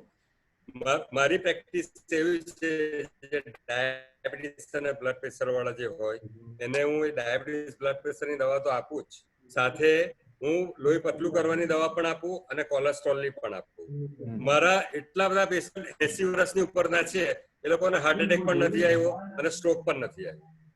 અત્યારે મારા ત્યાં મસ્કતીમાં સવારે 5 વાગ્યાથી લાઈન લાગે પેશન્ટોની, 100-150 પેશન્ટ થાય મારા. Okay. એટલે એવું you cannot extend your lifeline but you can extend બાકીની જિંદગી સારી રીતે જીવી શકો. જિંદગી સારી જાય. યસ આપણા ફોર એક્ઝામ્પલ ભગવાને આપેલું જીવનમાં આપણે એક દિવસ ઓછો કે એક દિવસ વધારી શકતા નથી. બરાબર છે, સવાલ જ નથી. ચાલો હિમાંશુભાઈ. ગોપાલ ચંદ્ર, as per government today, how much rate for one stent? How much? Sorry? Rate for one stent. Rate. ગવર્મેન્ટે શું નક્કી કરી છે એમ? એ તો ડિપેન્ડ્સ આવે તો બધું. એ નથી પ્રશ્ન, આ સ્થાને એ નથી એનો. નેક્સ્ટ ક્વેશ્ચન, what is થોડો pronunciation? Asymptomatic. Asymptomatic, yes. Asymptomatic એટલે જેને કોઈ સિમ્પટમ્સ નહીં હોય. સિમ્પટમ્સ એટલે સિમ્પ્ટોમેટિક એટલે જેને સિમ્પટમ્સ થી ભરેલા હોય. Mukeshbhai Gandhi, many times in late night or early morning, when we are in our deep sleep, we feel our heartbeats have increased and we feel uneasy due to our subconscious mind working. What we must do as precaution or what medicine to be taken immediately? કોણાલ, હું બોલું જરા? હા બોલી દો please. Actually ખરેખર જે blood pressure, stroke અને heart attack જે આવે છે એ વહેલી સવારે જ આવે છે. એમાં જે નાઇટમાં જે તમારા ખરેખર બ્લડ પ્રેશર કંટ્રોલ રહેવું જોઈએ, નાઇટ ડીપ જે આવવું જોઈએ એ નાઇટ ડીપ નહીં આવે ને બ્લડ પ્રેશર વધારે હોય તો એ પ્રોબ્લેમ કરે આવશે. એટલે તમારું નાઇટમાં પણ તમારે બ્લડ પ્રેશર થોડું, તમારી દવા ઘણીવાર બ્લડ પ્રેશરની દવા સાંજે લેવાની હોય, ઘણીવાર એક દવા લેવાની હોય તો સાંજે લેવી જોઈએ. એટલે અર્લી મોર્નિંગ જે સર્જ, જે બ્લડ પ્રેશરનો સર્જ હોય એ ઓછો થઈ જાય. ઓછો થાય એટલે તમને હાર્ટ એટેક કે સ્ટ્રોક આવવાની શક્યતા ઓછી રહે. કુણાલ નાવ પ્લીઝ. અને જે રીતે આ સાહેબે કીધું એ રીતે કે પહેલા લોકો સવારે બીપીની બ્લડ પ્રેશરની દવાઓ પ્રિસ્ક્રાઇબ કરતા હતા, પણ જે રીતે જોયું કે હાર્ટ એટેક અને સ્ટ્રોક એ સવારના 5 વાગે કે 4 વાગે આવતો હોય છે, because night dipping is very important. તમે રાત્રે 10 વાગે ગોળી લો તો તમારી એની ઇફેક્ટ બીજે દિવસે 10 વાગે અથવા 12 વાગ્યા સુધી ચાલે. તો જે બીપીની ગોળીનો સર્જ આવવો જોઈએ અને તમારો બ્લડ પ્રેશરનો એ બીપીને સવારમાં ડાઉન રાખે કે જેથી સ્ટ્રોક અને હાર્ટ એટેકના જે ઇન્સિડન્ટ હોય તે સવારે ઓછા થાય.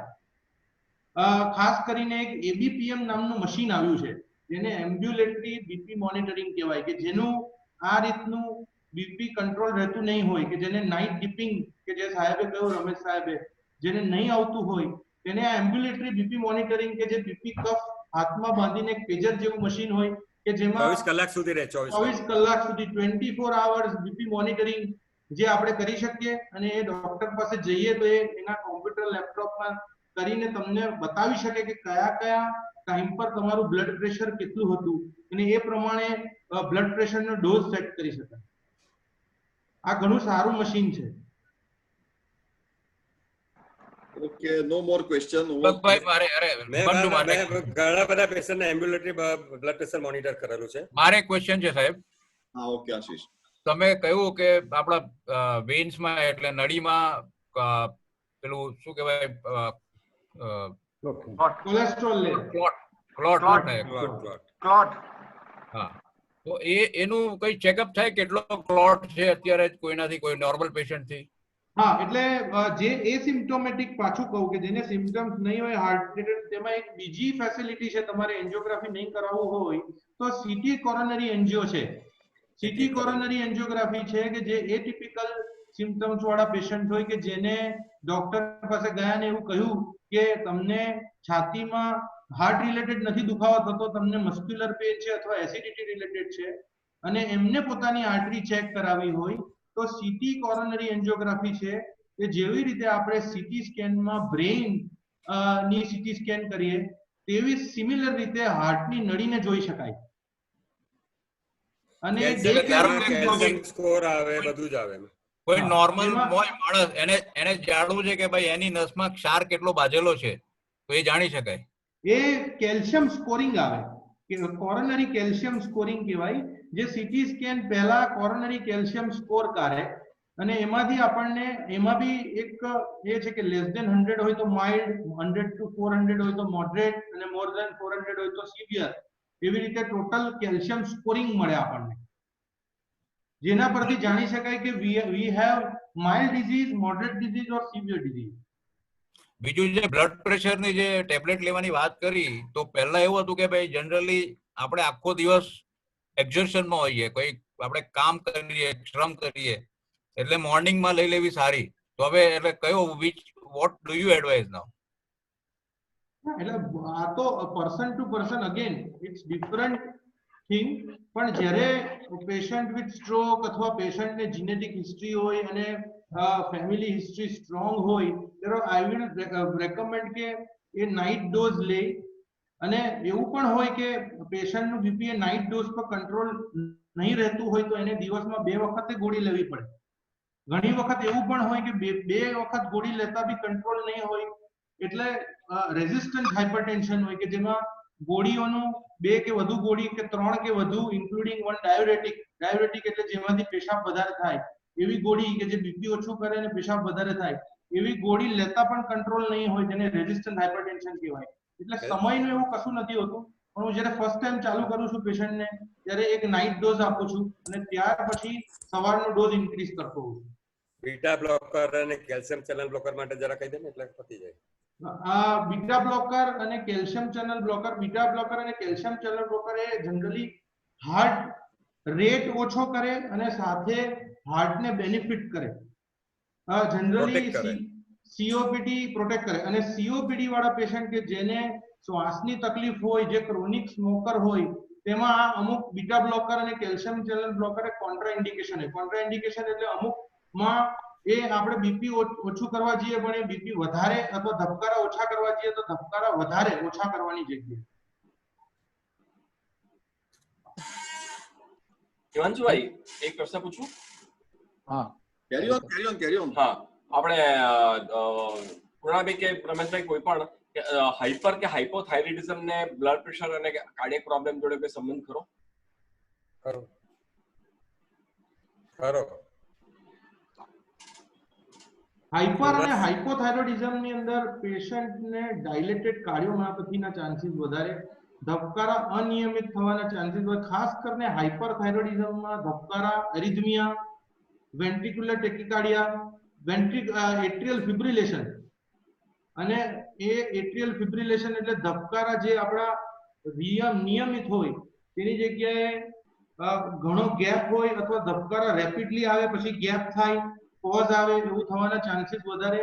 જેમાં ડાયલેટેડ કાર્ડિયોમાયોપેથી કે જેમાં ડાયલેટેડ કાર્ડિયોમાયોપેથી એટલે હાર્ટ પહોળું થવું, હાર્ટનું પમ્પિંગ ઓછું થવું અને હાર્ટ રિલેટેડ ઇશ્યુઝ એ હાઇપરથાઇરોઇડિઝમમાં વધારે હોય છે.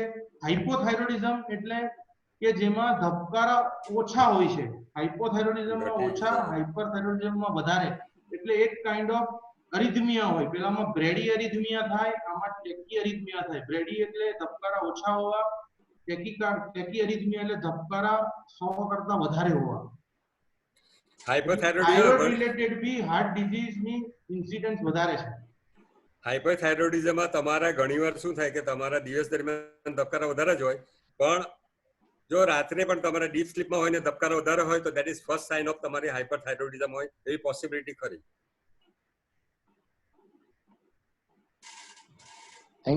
Thank you all. Thank you doctor. હવે હું આપણા કાર્યક્રમના સમાપનમાં હું આશીષભાઈ ગુજરાતીને આજના કાર્યક્રમને આભાર વિધિ કરવા અને આગામી કાર્યક્રમની જાહેરાત કરવા માટે વિનંતી કરું.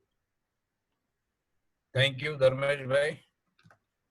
ફર્સ્ટ ઓફ ઓલ બધા આપણા ડોક્ટર સ્પીકર્સ નો ખૂબ ખૂબ આભારી, જેમાં ડોક્ટર કૃણાલ તમાકુવાલા જેમણે ફિગર્સ આપ્યા આપણને કે ભાઈ દર વર્ષે લગભગ 7-8 લાખ થી વધારે લોકો હાર્ટ એટેક થી એ લોકો કેઝ્યુઅલ્ટી થાય છે. હાર્ટ એટેક ના કારણો આપણને સમજાવ્યા, એમાં મુખ્ય 2 ડાયાબિટીક અને બ્લડ પ્રેશર વાળા છે, અને સ્ટ્રેસ નું પણ એક કારણ છે મેજર. યંગ લોકોમાં બેઝિકલી સ્મોકિંગ અને ઓબેસિટી મુખ્ય કારણ છે, અને એના ઘણા સિમ્પટમ સમજાવ્યા. અગત્યનું તો પેલું આપણા જે ગોલ્ડન પીરિયડ જે કયો એ 3 ડોક્ટરે સારી રીતે સમજાવ્યું આપણને, એ માટે ખૂબ ખૂબ આભાર. પોસ્ટ બાયપાસ કેર કેવી રીતે લેવી એનું ઘણી છણાવટ કરીને સમજાવ્યું આપણને. પછી ડોક્ટર જીગર મહેતા ક્રિટિકલ કેરનો જે કોન્સેપ્ટ 2013 થી આવ્યો એ સમજાવ્યું. કિડની ના પણ અને લીવર ના પણ જે ગોલ્ડન પીરિયડ છે એ સમજાવ્યા. સાહેબે પેલું જે ફિગર્સ આપ્યા ને, મને બી I am very fond of figures કે ભાઈ અત્યારે ટીબી માં પણ અત્યારે એક બીજું એડ કરું એમાં સાહેબ કે રોજ 1100 પેશન્ટની ડેથ થઈ છે આપણા ઇન્ડિયામાં. તો અત્યારે એટલે આના કરતા પણ વધારે સિરિયસ છે. તો it is not like declared as pandemic. એટલે અત્યારે એક વસ્તુ એ છે કે ભાઈ ફિયર ઇઝ ધ કી. અત્યારે બધાને લોકોને ગભરાટ જ વધારે છે એવું લાગે છે. એ ગભરાટ દૂર કરવા માટે બી ઘણી એમને સારી રીતે સમજાવ્યું. પછી ડોક્ટર રમેશભાઈ મોદી એમણે આ બંને ડોક્ટરોનું જે છણાવટ કરી સ્વાઇન ફ્લુ માં, જે ખાસ કહ્યું કે WHO ના હેડ જે પહેલા સ્વિસ થી હતા તો એમણે ચાઇનાને બરાબર પહેલેથી જ ડામી દીધેલું સ્વાઇન ફ્લુ વખતે. આ વખતે WHO ના હેડ તે ચાઇનાના જે કહેવાય કે ભાઈ એના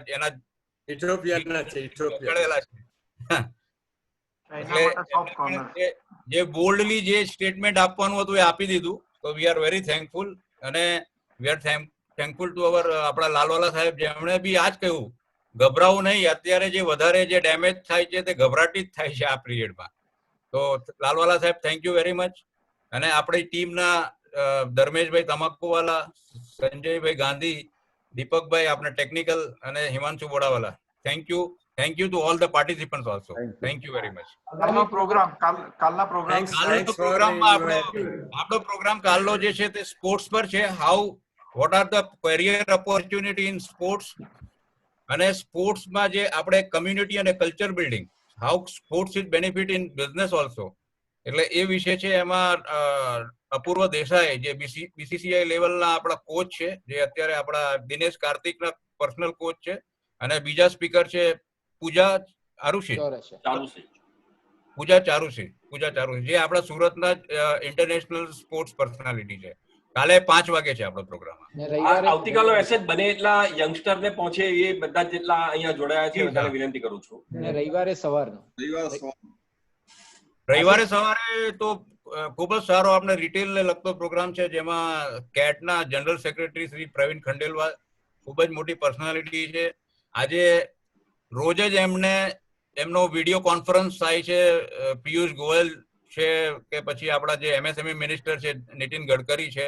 આપણી આજે ઇન્ડસ્ટ્રી આજે ઇવન સ્મોલ ટ્રેડર્સ MSME આ પીરિયડમાં કેવી રીતે સર્વાઈવ થાય છે એ વિશે સતત જ એમની રોજ જ મીટિંગો થાય છે અને એ વિશે આપણને અપડેટ આપશે, લેટેસ્ટ અપડેટ આપશે. શ્રી પ્રવીણ દિલ્હીથી છે.